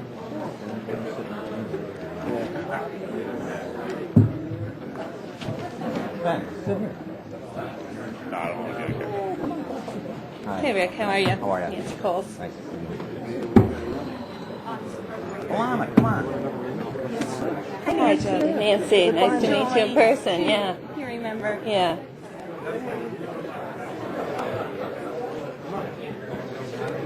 Nancy, these are my kids. I saw them earlier. I thought they might be related. Hi, Nancy Coles. Ben and hi. And you guys are now. You live in your business is out in Elk Grove? Yeah, no, You live we're out in that Vernon way? Hills. We live in Highland Park. Oh, okay. Yeah. Go on, sit down. I'll move down one more. Okay. That's your seat right there, Alana. Come on, Ben. Come on. All right. So you guys doing some, oh, you were here yesterday, too, though. Yeah, right. No rest for the wicked. So are they enjoying DC? Have they gotten to do...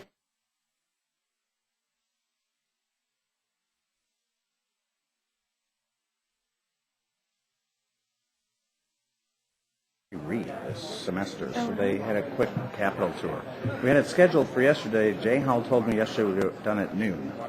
Well, I was done at 3:40. That's what I heard from So. Yeah, I flew in yesterday afternoon. Are you staying overnight tonight then, or?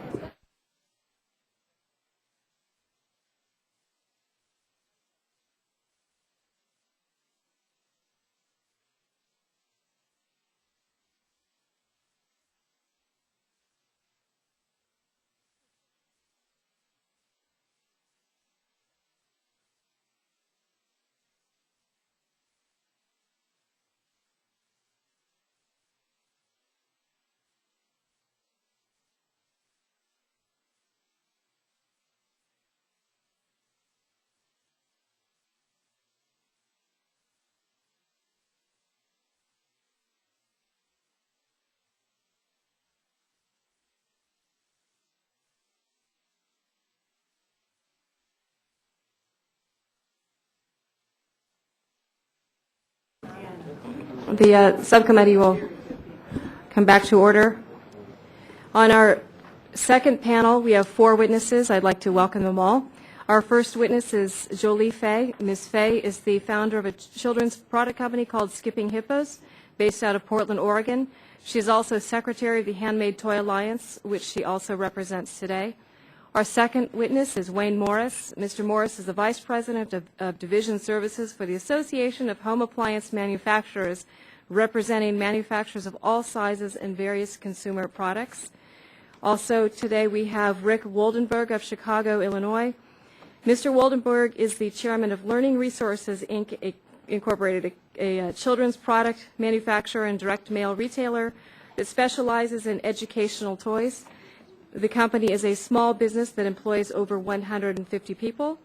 And finally, we will hear from Nancy Coles, Executive Director of Kids in Danger, also based in Chicago. Ms. Coles is testifying on behalf of Kids in Danger, Consumer Federation of America, and Consumers Union. Again, welcome to all of you. You will each be given the 5 minutes, and to help you keep track of time, I'm going to make him remember to keep track of time. And when the light turns yellow before you in the little box, please try to sum up your remarks so that when the light turns red, you are ready to stop. And with that, we will welcome Ms. Fay for her first 5 minutes and just ask that you turn on the microphone and bring it close to your mouth, and you're recognized for 5 minutes. Chairman and members of the subcommittee, thank you for inviting us here. I make children's ponchos in my home in Portland, and I'm testifying today on behalf of the Handmade Toy Alliance members. We are the people knitting hats on the train, and we're the mothers in line with you at the store. We are the people from your hometowns who've grown up in families that craft, and we're your neighbors and your families, and we're constituents. And we need your help to bring common sense changes to the CPSIA. Our businesses were born from the desire for safe children's products. We make them with care and attention, and most often from materials purchased from our local craft stores. Our dreams are to build heritage products that will be cherished and remembered and saved for generations. Our broad membership experiences the unintended consequences of the CPSIA in different ways.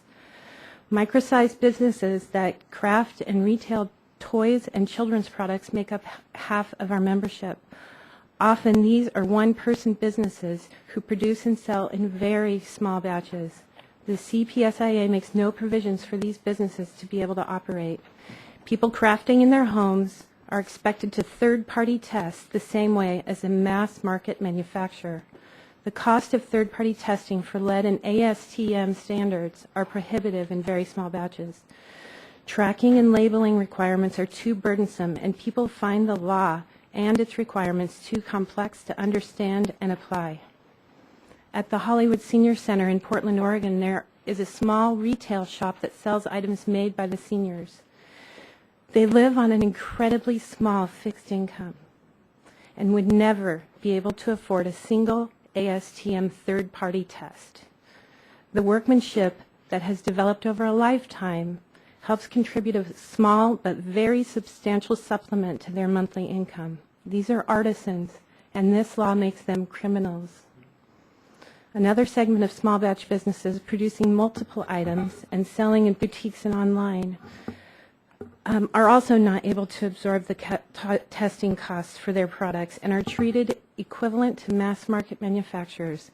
Companies who create only 20 or so products producing in batches in 10 and 20 units simply cannot afford these testing costs and expect to be able to charge the same price or even a reasonable price.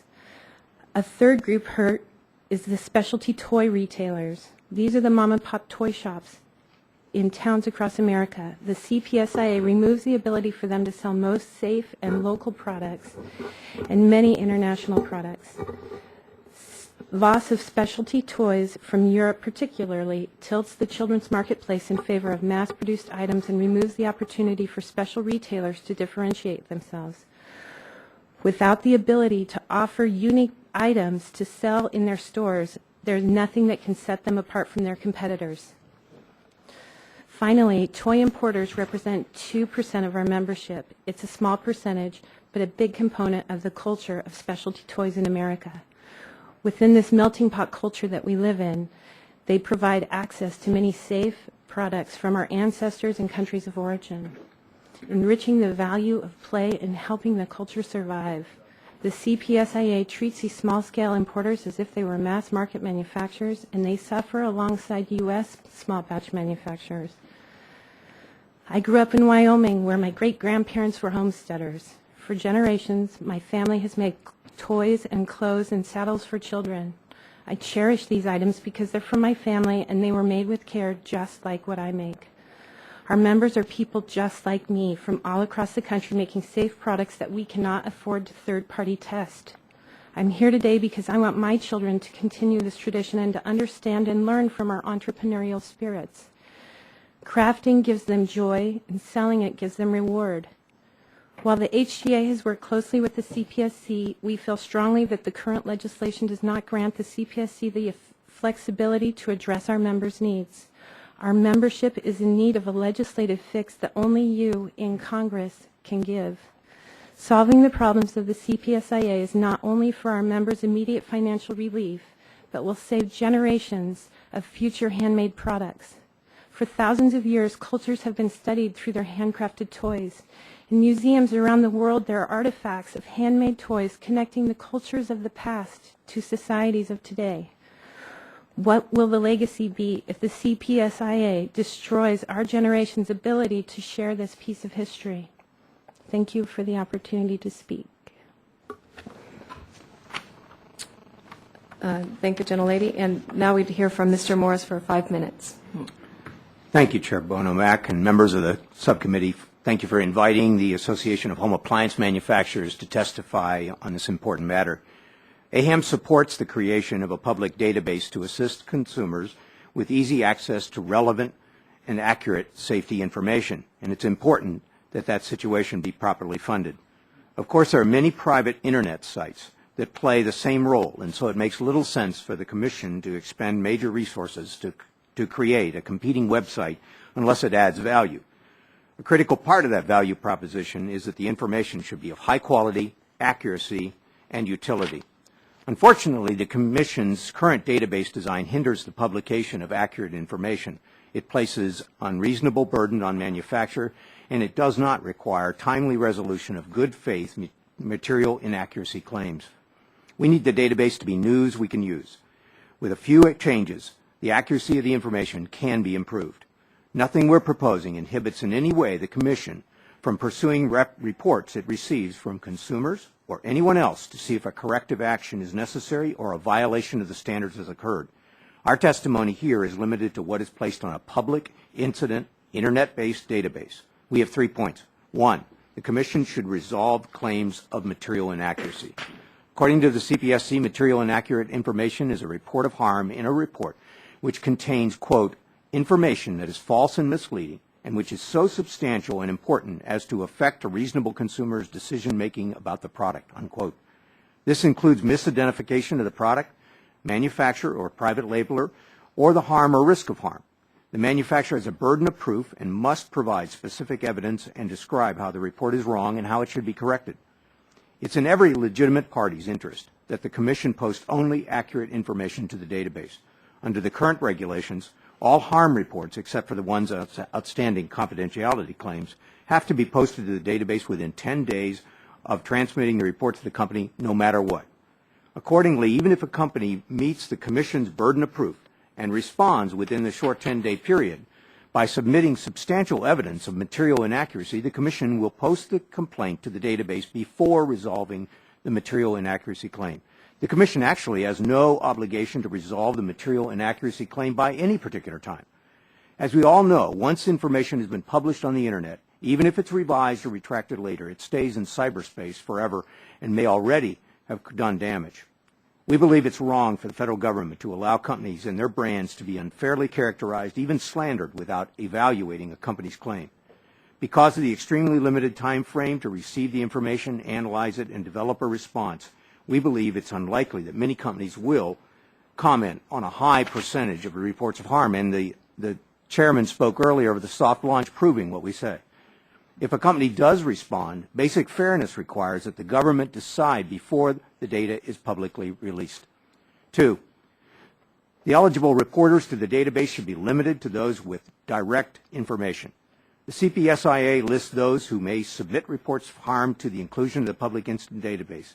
The congressional specificity of these groups was purposeful to encourage their involvement and to make clear that those who are not the consumers, their representatives, first responders, or care providers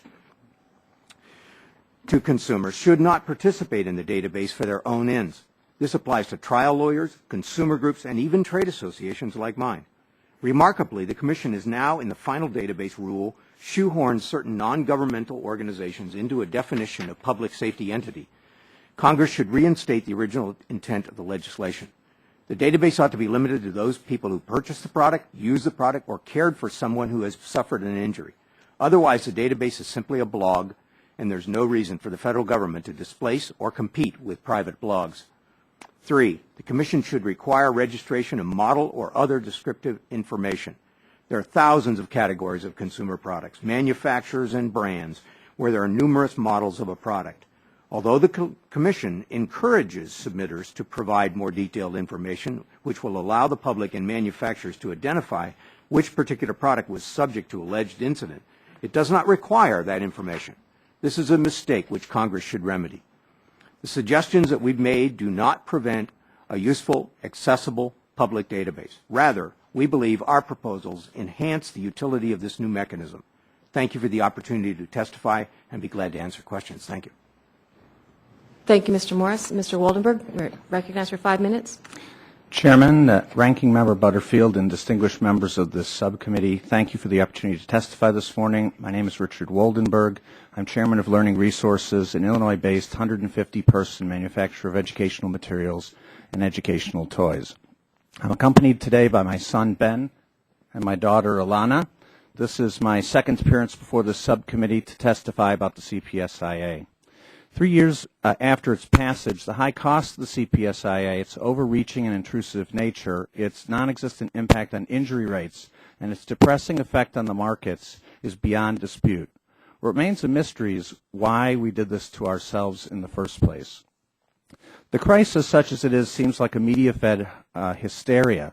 CPSC recall statistics reflect only 3 unverified injuries and 1 death attributed to lead from March 99 to April 2010, out of literally trillions of product interactions by tens of millions of children. Notably, there was only 1 recall of phthalates in U.S. history, 40 little inflatable baseball bats in 2009. The possibility of injury is real, but what is the probability of injury? Supporters of the CPSI have never proven a causal link between the purported hazard in children's products and actual cases of injury. This is a very serious indictment of this law. Children can take lead into their bodies in many ways, including through the air, water, and food every day. The CPSI places all of the blame on children's products without any substantive proof of cause. Lead or phthalates poisoning may seem so frightening that no price is too high to pay. In our panic, the absence of proof that children's products are causing injury hardly seems to matter. But in the wake of Toyota, is jumping to conclusions about causation still acceptable? Is it responsible government to simply argue that the CPSI doesn't harm children and that businesses will just absorb the costs? The harm inflicted by the CPSI has been brought to the subcommittee's attention time and again over the last 3 years. First, absurdly high compliance costs. We have experienced a 10 times increase in costs from 2006 to 2011, all without any change in the safety of our products because they were safe to begin with. This cost jobs and curtailed business expansion opportunities. Second, rules mania. Doubt over the interpretation of CPSC rules is widespread. No wonder the rules and law applicable to our business now balloon over 3,000 pages and counting. Several customers responded to this uncertainty by instituting their own safety rules.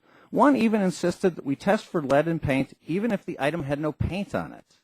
Third, absurd complexity. The explosion of safety rules makes it difficult or impossible to know how to comply. In the context of a real product line, there's just too much to figure out. What is a children's product? What isn't? What's a toy?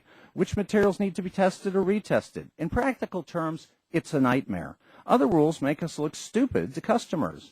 Consider, for instance, this warning on one of our rock sets. Caution, Federal law requires us to advise that the rocks in this educational product may contain lead and might be harmful if swallowed.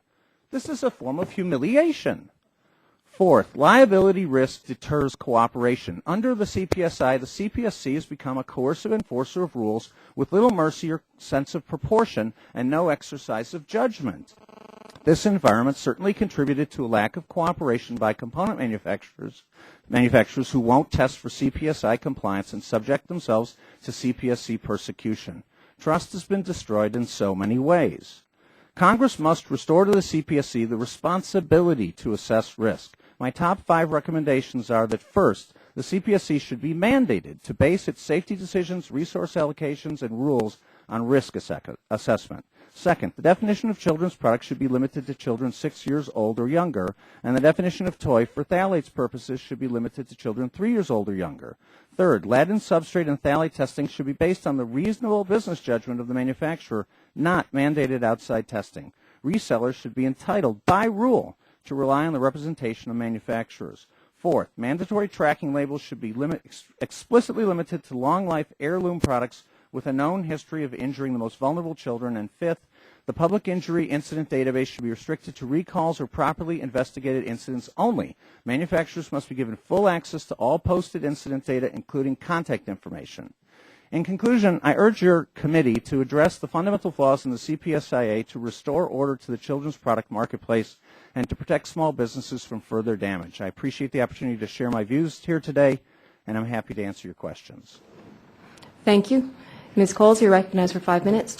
Thank you. Thank you, Chairman, Ranking Member, and other subcommittee members for allowing us to testify here today. I am Nancy Coles. I'm the Executive Director of Kids in Danger. KID was founded in 1998 by the parents of Danny Kaiser, who you've already heard about today, who died in a very poorly designed and inadequately tested portable crib. A portion of the Consumer Product Safety Improvement Act is in fact named after Danny. His parents and our organization are moved that lasting improvements to the safety of juvenile products will always be associated with his name. Contrary to how it's been portrayed, CPSIA was not a slapdash attempt to address new reports of lead-tainted products from China and bad press in the Chicago Tribune.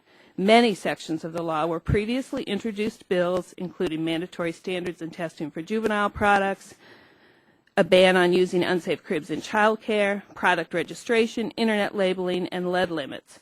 KID has been reporting on the problems of lead in children's products and looking for a limit for those elemental lead since 2004.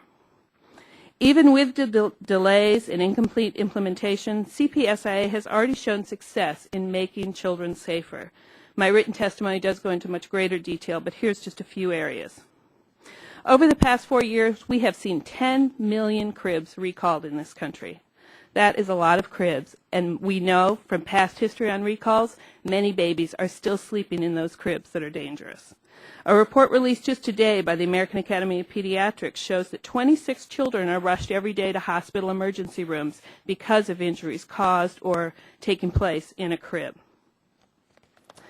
CPSIA finally gave CPSC the authority to end a decade of inaction in the voluntary standard setting process on cribs and address real-world hazards that have killed dozens of children.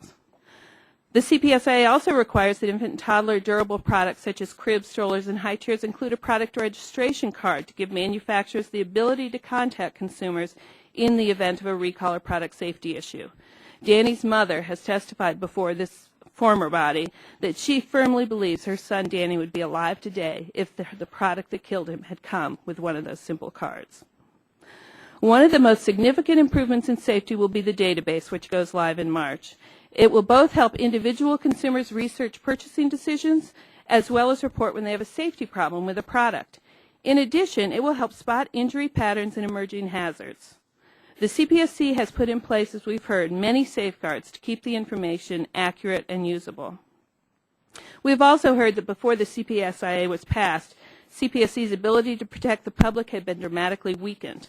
In 1972, when it was first started, the agency was appropriated what would be $176 million in today's dollars and had 786 full-time employees. Over the next 2 decades, it dropped by almost 60%. CPSIA infused CPSC with resources exactly where they had been lacking in the preceding years. Through the CPSIA and the appropriations process, CPSC has taken a number of important steps to protect consumers. They have a strong team in place to address safe sleep for infants. They've updated their internal data management in preparation for the new database, and they've reinvigorated industry-setting standard bodies. CPSC is a stronger, more effective agency today because of the Consumer Product Safety Improvement Act. Consumers, including children, are safer. Implementation will have real safety results across all of CPSC's work, and CPSC has in addition continued to address emerging hazards such as Chinese drywall, cadmium, batteries, and more. There have been delays and problems with implementation, especially in the areas of testing for lead and other hazards. We fully support the Handmade Toy Alliance's call for clearer rules for reasonable testing for micro-manufacturers of children's products, including the component testing procedures that are underway. But no matter where they make their purchases, parents deserve to know the products they buy for their children are safe, whether it was made in someone's garage, a small workshop, or a huge factory in China. How do you know that the wheels on the baby's toy truck won't come off if you aren't testing it? How can we be sure products don't contain lead if they or their components aren't tested? Parents certainly can't ascertain the presence of lead. It is a known neurotoxin whose effects are permanent and irreversible. The damage is cumulative, so every exposure simply adds to what the child's already been exposed to. And it has been suggested that we move to an accessible limit or use the risk analysis on every product. But as we're talking here today about CPSC's resources, I do not believe that this product-by-product analysis of accessibility and risk would be useful and, in fact, would tie up much of CPSC's time and resources. We know lead is dangerous, and we know it shouldn't be in children's products. Thank you for your time. I thank the witnesses for your courtesy in honoring the red light, and would like to recognize myself for 5 minutes for the first round of questions. First, Ms. Fay, welcome again to the committee. I appreciate very much. I think as a member of Congress, every time we get the opportunity to see how our laws matter at home in our districts, it's very important and sometimes very eye-opening for what we do here. Just a very quick question. You are a crafter, and your inspiration for your crafts is your own children, correct? So the items you make, your children are the first to try them out, to test them out? Always. Well, thank you. And Mr. Morris, you mentioned briefly comparing the database to your fear of it becoming a blog. I think we all have concerns, and we recognize the changing nature of the Internet, that every day we find new information there or new ways to learn about information. I, too, have some concerns about the database, but how can you even begin to investigate a complaint if your folks don't know who it came from or how to contact the complainant? Well, you're right, Chairman. The issue with the database is one that has been troublesome to our manufacturers since the very beginnings of it. I believe that when this particular body, this committee, and considered the database originally in the House, it was a study bill, and that became a situation with the requirements that when it was added in the Senate. The issue of having unvalidated information is very, very concerning to manufacturers whose real primary, I guess you could say their real value is their brand name. That tends to be, in many cases these days, the primary activity that they operate. So any time that we have the ability to investigate further, to take a little bit of additional time, and certainly to contact the consumer would be a help to everyone in gaining accuracy to this database. It's really not much of use to anyone if it contains just allegations that have not been proven. Thank you. Ms. Coles, in terms of safety, who would you regard as the best couple of children's product manufacturers? Well, you know, what we tell parents who call us with that same question of what crib should they buy, what stroller, is that any manufacturer, you know, if it needs to meet the standards that are out there, and that you can't necessarily go by brand name. So I think that what we're looking at here is that parents need to know, they go to the store, that any of the products on the store shelves, whether it be a big name store, your small local retailer, or someone selling at a craft fair, that the product is not going to hurt their child. And so, I mean, we don't. So you don't actually help them with the answer when they call you for specific help on their question? No, we certainly don't recommend one brand over another. No, we don't. We don't do any marketing for the brands. Is there any company that has no safety problems at all? Nope. Would you, would you favor a CPSIA amendment that allows the Commission to decide if the crib standard is revised again, whether child care centers have to buy new cribs or not? For the next revision, you mean, not for this current one? Yes, we do. We do not believe that it needs to continue to be retroactive. We think at this point, with the number of dangerous cribs out there, it's good to get rid of them now at this point, and they do have the 2 years.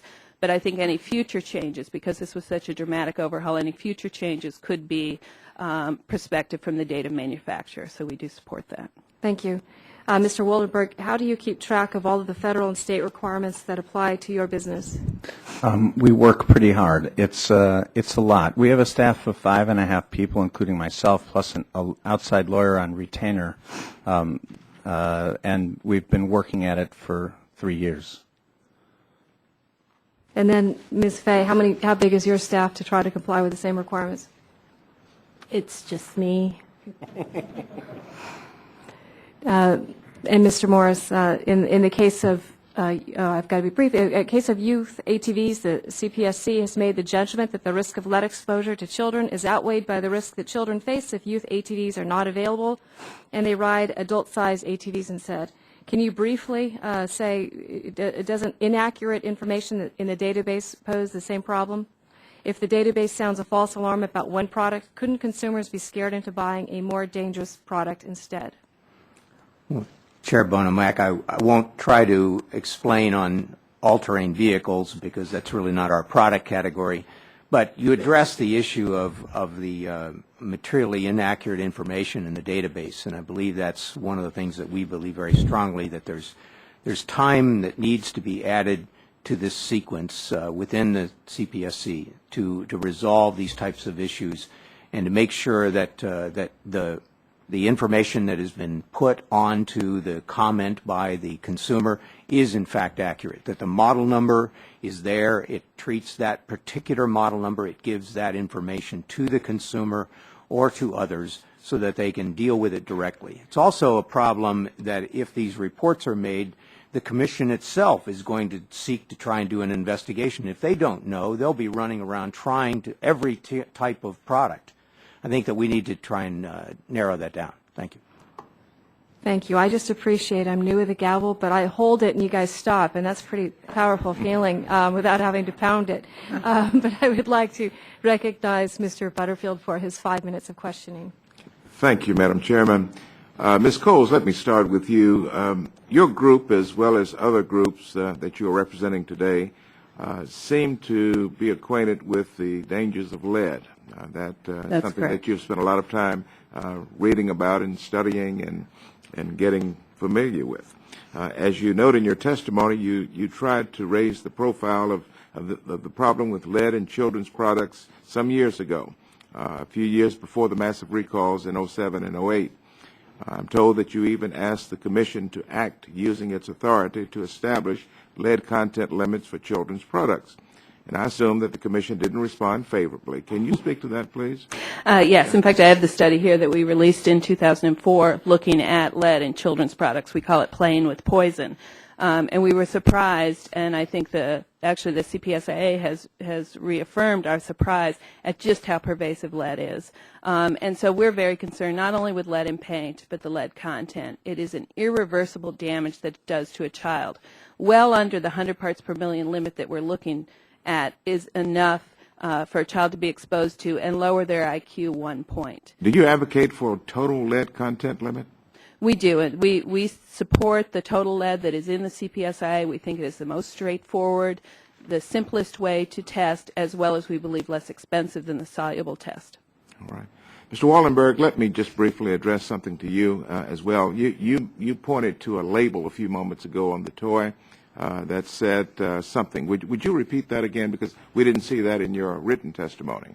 Okay, I apologize. It says, caution, federal law requires us to advise that the rocks in this educational product may contain lead, which may be harmful if swallowed. It goes on to say, we stand behind the safety of all of our products, and gives our phone number. Did you manufacture that product? Yes, it's a box of rocks for schools. Unless we are sadly mistaken, we are not aware of any federal law that requires that label to be posted on the toy. We are unable to determine whether there's levels of rocks. This is an educational product. There's an exemption in CPSC rules that allows us to label products as possibly containing lead if they're for educational use in schools, and that's why we did this. We did this. But you take the position that it's required by federal law. It's required by the CPSC. We didn't want to do it. All right. Let me go back to you, Ms. Coles, if I can, and talk about the database. There's been a lot of conversation about that. Some people say data, and some say data. I'm a Southerner. I guess I say data. Well, I'm from South Carolina, so I'll go with you. Yes. Ms. Coles, Mr. Morris, in his testimony, takes issue with the Commission including certain NGOs in the definition of public safety entities. I assume he means the inclusion of consumer advocacy groups in that definition. Do you believe that groups like your group should be able to submit reports of harm for the database? And if so, please explain why. I do believe that there are instances in which a group like mine would have information about a case, about an injury, and in order to make sure that it was included in the database, might want to enter that into the database. And I can give you, I've been working on this issue for 10 years now, and while we talk about the database as a new thing, as we've said, the CPSC has always had this way to provide information to them. They've always had an online forum. They've always had their own database. The difference is now is that the consumers now will have access to that public information. I have only once reported an incident to CPSC, and that was because it was from a family who had already lost one child to an unsafe product and did not want to deal with CPSC again. That is the only instance in which I did it. So I do believe there are instances where it will be done. I do not believe there's going to be this flood from groups like ours. I can assure you the parents that I deal with who call me about a problem, they've already reported to the manufacturer if they're calling me or the CPSC. So the manufacturers say they don't have the information.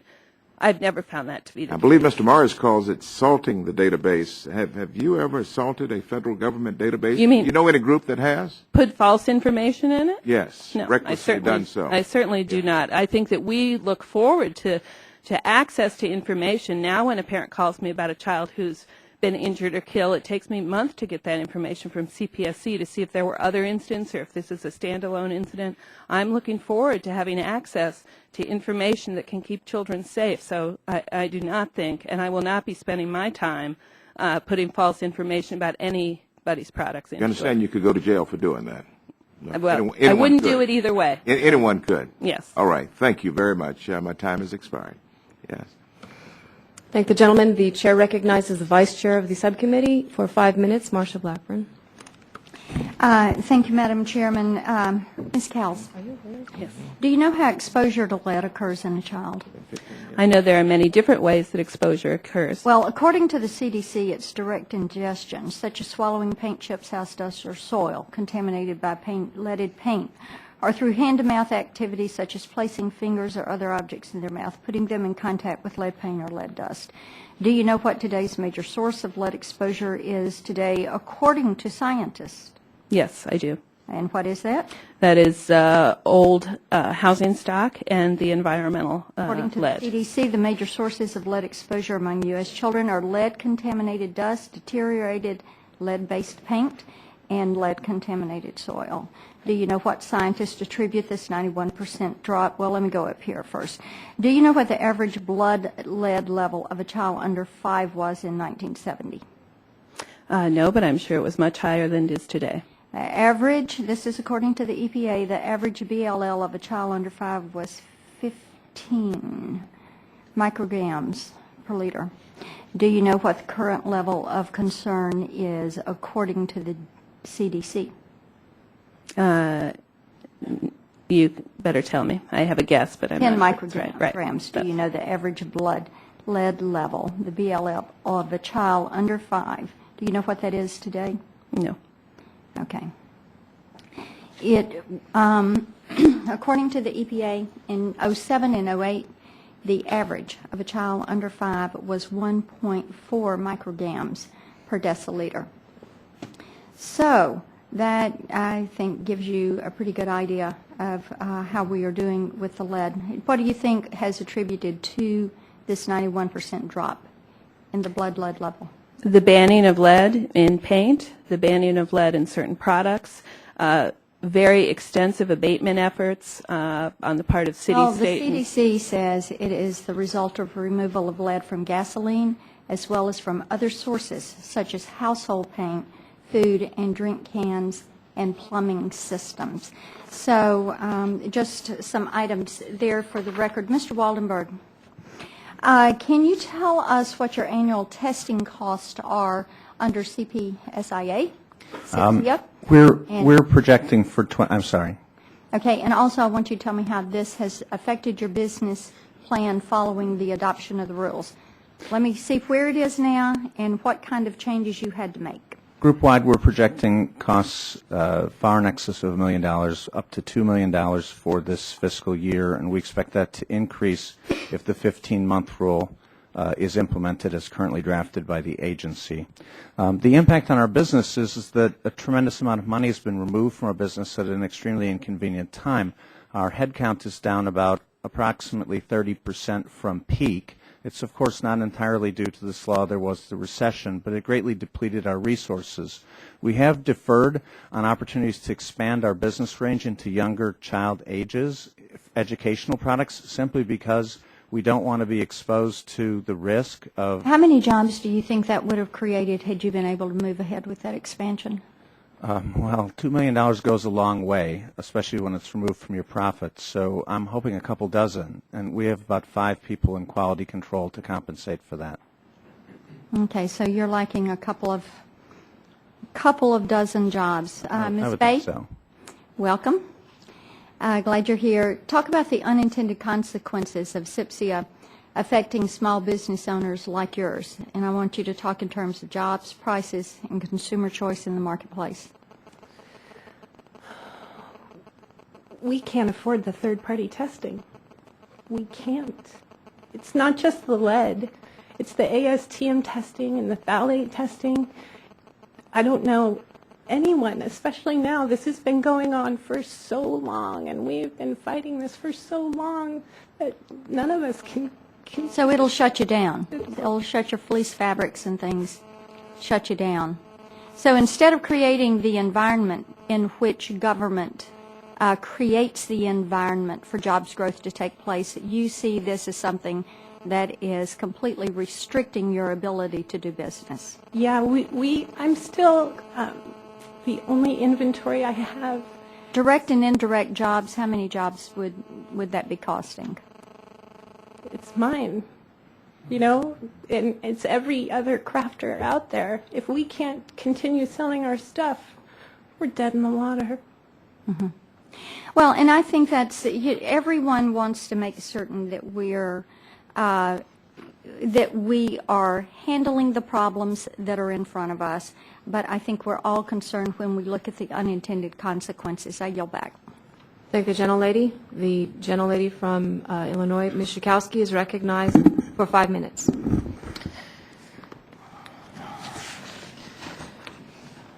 Mr. Waldenberg, you've written that there are no injuries as a result of products with high lead levels, and my colleague was just talking about the about lead. I'm really confused here. Is there some argument here that protecting our children from lead in toys is an unreasonable direction to go in, Mr. Waldenberg, that this is not a problem? Do you have scientific data that would back up that there are no injuries as a result of products with high lead levels? Well, the source of my information is the CPSC, and I went through every recall they did from 99 to 2010 line by line. And what I've said consistently is that there are 3 unverified injuries in their reports and 1 death attributed to lead in recalls of children's products since 99. And so you're concluding that lead in toys, that's okay? that it's not a problem? Oh, no. I would never say that. It's not in doubt that I think lead you is have, but- dangerous. But the real question isn't whether lead is dangerous, but the real question is whether our products are dangerous. And the consequence of I'm really not following that. If lead is in toys, and sometimes at very high levels, and in trinkets and things like that, how then, and you believe that it's dangerous, then how can the product not be dangerous? Well, I believe that Representative Blackburn cited that it's soluble lead that the CDC and NIH and EPA cite as the cause of blood lead levels rising. And what's at issue, I think, largely today is the regulation of insoluble lead, that's lead bound into substrate. And I believe that that's not nearly the cause for concern because we can't identify people who've been injured by it. We're a conscientious... Okay, I thank you. Ms. Coles, let's talk about the different tests and your comment on what Mr. Woldenberg has said. Well, I think that the statistics from CDC do not differentiate between soluble and insoluble. It's lead dust. It's lead. That lead could be the total lead in the product. The child can transfer it from its hand to their mouth. If you watch a child at play, if you were to put purple ink on a child's hand and have them be unaware and come back an hour later and see all the purple ink around their mouth, even children you think are too old to mouth things, you would see that they are ingesting. Whatever gets on their hand, a child is going to ingest, even older children than the up to 3 that we've talked about in terms of mouthing. In terms of the product itself and the testing, the total lead test that CPSIA requires, the under 300 parts per million going down to 100 parts per million, is a very straightforward test that can be done. You can screen for it using an XRF gun so that you can see if it has some lead in it, then you're going to need to do the test. So we believe that it's much more straightforward. You get more reliable results from that than a soluble test where you have to sort of figure out using different methods how much of the lead will actually come out using different amounts of acids for different periods of time. Those tests often are very different. You get different results at different times, and they aren't as straightforward, I don't think, as the total lead. I think the total lead actually simplifies it and makes it easier for people to comply. The other thing I have a real problem with is somehow this notion of a cost-benefit analysis in a traditional way. I mean, what is the value then of a child's life or a child's IQ point? Ms. Coles, if you would comment on the use of this, the notion that we should have some sort of a cost-benefit analysis. And I think if we're going to look at cost-benefit, let's look very closely at the benefit side. It is true, as Mr. Woldenberg said, there are not body bags of children who have been injured and killed by lead. But there is testing that shows that a small exposure to lead is going to lead to a reduction in a child's IQ points. You're not going to be able to measure that. The parent isn't even necessarily going to know. But we can show that has an impact on future earnings. We've seen reports that Representative Blackburn, you mentioned the changes in the 70s. There's reports that indicate that the drop in crime that we've seen could be because of the reduction in lead at that time. So to say that simply because a child doesn't have an acute case of lead poisoning does not mean that there is not chronic lead poisoning that could be affecting both their future earning and our economy. So if we're going to look at cost benefit, we need to look closely at the benefits of children and how they're protected and what impact that has. And the gentlelady's time has expired. Chair recognizes the gentleman from Mississippi, Mr. Harper, for 5 minutes. Thank you, Madam Chairman. Ms. Fay, I'd like to ask you just a couple of things. Of course, we all want to make sure that the products that the kids use are safe. How do you ensure that your product is a safe product without testing? Before the February 10th, 2009, I rented an XRF scanner, and I tested for 15 hours in my basement with this X-ray gun. I tested every fabric and every trim, and I tested possible trims on sample cards that I might use in the future. And in 15 hours, every test result I had was no lead detected. What was the cost for you to rent that device, if you recall? To rent it, it was for 5 days, $2,500, and I shared the cost with 4 other companies. And I know that many of the Handmade Toy Alliance members across the country were having testing parties where they would get big groups of people to also use an XRF scanner so that everyone knew that all of their products were free of lead. And I also know in Oregon, you are allowed to take your products to the Housing Development Department and they test them with an XRF scanner for free. I'm just curious, you found no problems in what you spent the 15 hours with? I found no problems with any of my products. Okay, the 4 other companies that shared this with you, or the 5-day rental costs with you, did they find any problems that you were aware of? I'm aware of some problems with shoes, and mostly on the soles of the shoes. Sometimes companies had like a colored dot that helped recognize their brand, and that dot on the sole of the shoe sometimes had lead that I know of. And do you know what that particular company did in reaction to that, if you know? They threw them all away. Okay. And is it your desire that you produce and manufacture goods that are safe? Yes, and it was for most of the handmade toy lines, if not every single one of us. We started our businesses because we wanted safe products for our kids, and we felt that if we made them with our hands and we knew that the time and attention going into this product was there, the products would be safer. When you shared this cost for you said $2,500 for this device for the 5-day rental, have you been given a cost estimate of what the third-party testing would be for you? At the time, I had just sold my house, and I took almost all of our money, invested in my business. So I had $30,000 worth of product. My testing costs were $27,000. Okay. Thank you, Ms. Fay. Mr. Waldenberg, if I could just ask you on how do you, without doing the testing, what do you propose? What's a reasonable response to what we're seeing here? Well, we've always tested, and there's no way to know if you comply with the standard without testing. We also can't use an in-house testing lab. We're not big enough and aren't prepared to manage one. So, what we want to do is manage to a standard, set a reasonable standard, and then the government shouldn't get involved in telling us how to meet it. We know well how to meet it, and we've been doing it for more than 2 decades successfully.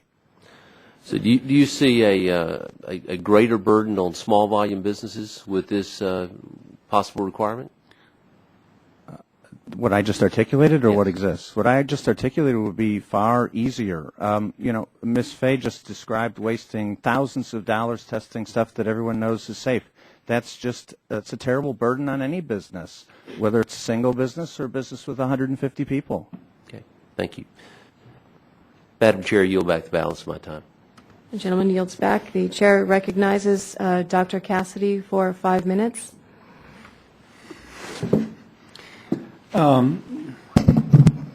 Ms. Coles, I'm sorry, how to pronounce your name? I'm sorry. That's right, Coles. Coles. Now, I have to admit, I started laughing when Mr.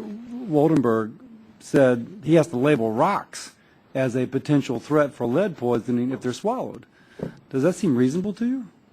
I don't think that's part of CPSIA, and I don't think he's saying it is either, the labeling of his rocks. So, okay.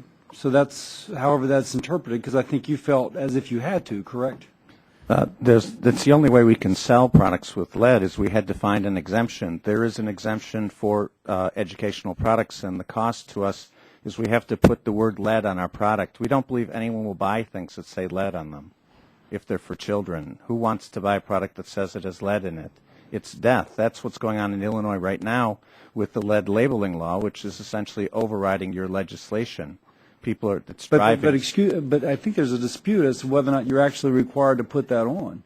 We hired counsel and had a 1-hour conference call on whether or not this product was saleable under U.S. law without this label. I very much oppose putting the label on. I was overruled by my outside counsel. Wow. Okay, I can only imagine what that cost you. Exactly. Now, next thing is, I'm new to this committee, so I have kind of an open mind, but Ms. Fay, if you have a logger making a little wood airplane, I volunteered at a senior center and hang on, decorating with a non-lead based paint? No, there's no paint on it. Okay, that has to be tested for lead content? Yes, and not the lead. It does not, if it's not coated with anything other than natural materials, but the ASTM testing for Which is what? a I'm toy, sorry to be so ignorant. They call it F963, and it's the required under the CPSIA that any toy has to go through a series of tests depending on what type of toy it is. Okay. So for example, you have to, we pay someone to hold an object from shoulder height and drop it to make sure. That's a laboratory test that they would have to pay. And the logger at the senior center, he's a retired logger, he is on a fixed income of $560. So this guy doing kind of handicraft has to pay a third-party engineering group to hold it out by hand and drop it to see if it shatters? If he wants to sell it. Does that, I mean, I'm just asking, what would your comments be about that? And I think I said in my testimony that we, since the time this law passed, we are very receptive to the problems of one-of-a-kind items, very small crafters, such as Ms. Fay is talking about, and are open to looking at reasonable testing programs. We are not, we would not say that those toys do not need to be tested in some way because, again, it doesn't matter to the child whether the nice gentleman at the senior center is making it or it's brought in from China. If a wheel is going to fall off and cause a choking hazard for a very young child, now, let me ask the parent should still know. Now, let me ask you, I don't know, again, I don't know this. I'm learning in this committee. Obviously, I have young children. They always put things in their mouth, a little bit older now, but you could swallow a ball, and that could choke. Is a ball, let's say a ping pong ball, or is a rubber ball on a paddle, is that covered under this? I mean, clearly they could die from trying to swallow a small little rubber ball. Yes, they can and they do, yes. Is that covered under this legislation? Yes, balls would be covered because they are a toy. So those products, and again, the choking hazard is for products for children under the age of 3. So those products, usually small balls and the paddles you're talking about, are not made for children under 3. Now, but as I've been reading the testimony and the stuff applied, that's not applied. The common toy box concept doesn't apply to those sorts of toys? That's dealing with lead and things more than the choking hazard. There are additional labeling requirements for toys for children over 3 but under 6 to indicate, once again, that a child under 3 should not have them. But the common toy box we're talking about is the lead issue. So that if you now, it actually thinks if you're speaking of a common toy box, just thinking of my 3 children, that if a ball would be more likely to be taken from one of them than an ATV. And so if there's a common toy box, they will grab the older child's ball and try and put it in their mouth, and hopefully nothing bad happens, but it could. If we're going to accept the rationale that the common toy box means that you have to limit exposure to some of these toys, I don't see the rationale for limiting it to what we limit it to. Well, I think that because even for the child over 3, lead is still a neurotoxin and is still going to hurt that child if they do mouth it. And so there's no reason for lead to be in children's toys. Mr. Woodard, you were shaking your head. Well, small parts are not illegal for children over 3, and there are many cherished childhood products, such as Legos, that would be illegal if they were. So if your observation is there's lots of small parts out there that children could be putting in their mouth, that's absolutely true. And it's a risk that's solved by parental supervision. Okay. I yield back. Thank you. Gentleman's time has expired. The chair recognizes the gentleman from Texas, Mr. Olson. I thank the chair, and I thank our witnesses for coming today. It's pretty obvious that this is a matter of great importance because of the emotions that are being felt here in this committee, and because as a father of a beautiful 14-year-old daughter and a 10-year-old son, all I want for them is to be healthy and happy. And Mrs. Fay, I just want to tell you, you're not alone. And I want to prove that to you because I'm going to read a letter that I received from one of our Texans back home. And her name is Celisa Williams Jackson, and she's the owner of Mommy's Heartbeat. And she just makes clothing for little babies in her home. And here's what she wrote. This bill, we're talking about CPSIA, requires manufacturers of any product intended for children 12 and younger to test their end product for lead and phthalates. The way the testing is performed is by testing each component of the product in order to say whether it passes or not. For example, if I make a diaper and I have pink snaps, thread, and fabric, when I send my diaper to be tested, they will test the snaps, thread, and fabric. But say I run out of pink thread and I use blue. Then I have to send in the diaper to be tested again, which means that the fabric and snaps will be retested just because I used a different color of thread. By the way, it's nearly impossible for non-metallic thread to contain lead. I believe we can both agree that this testing is wasteful and redundant. I'm a work-at-home mom to a beautiful 9-month-old daughter. If CPSIA stands as it is, I will be forced to stop doing business. I cannot afford the hundreds of dollars required just to test one product. The economy is in bad enough shape as it is, without having thousands of small businesses closing their doors and the cost of children's goods skyrocketing.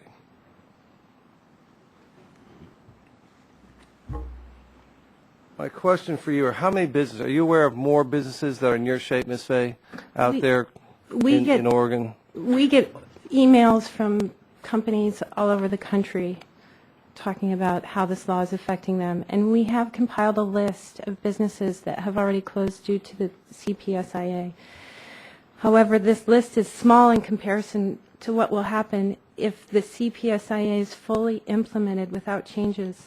We know that if the stay of enforcement of third-party testing is allowed to expire after December and no amendment has fixed our problems, our 90% of our memberships will have to close their businesses.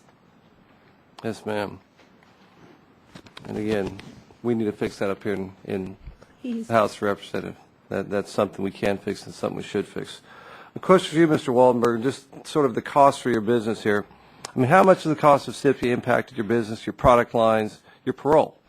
I mean, your testimony states that your business costs of compliance have increased tenfold. Well, I can illustrate that for you. You know, if we tested every one of our products once in destructive testing, and all of our testing is destructive, we would have to test 1,500 products. Right now, hanging over our head is the so-called 15-month rule, which should be called the 30-month rule. And this is a picture of what I'd have to test. It's 81,000 units. This is what they look like. All of this would be destroyed. I have to pay for that. And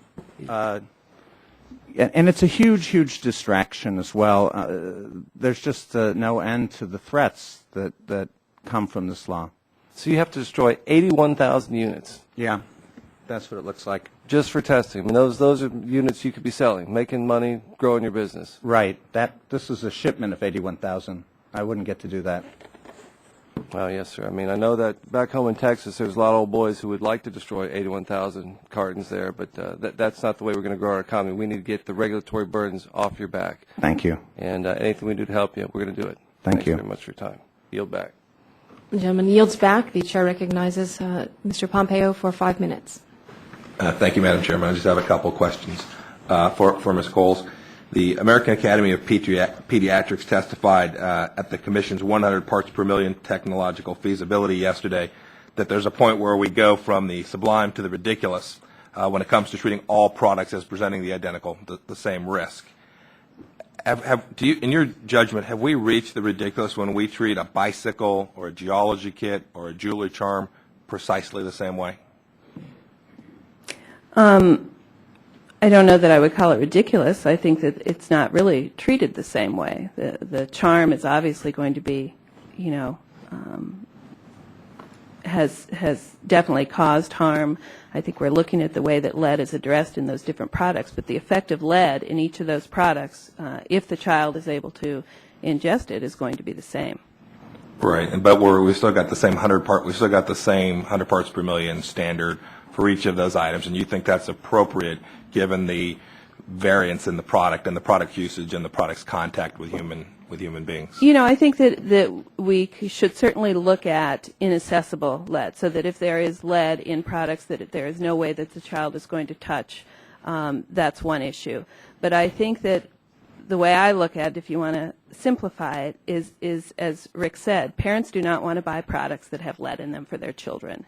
We had a lab testify yesterday at that same hearing that said most of the products that they're testing are already well below the 100 parts per million. I think we can do this. We can make these products without lead. It's what parents want, and we can quibble about how bad the effect will be. But I think that, as Rick said, if you tell the parent there's lead in it, they're really not going to want to buy it. So why don't we get the lead out of it? In your judgment, Mr. Waldenberg showed us a picture of some equipment, some product that he'll have to destroy. In your judgment, should the federal government make him destroy that product?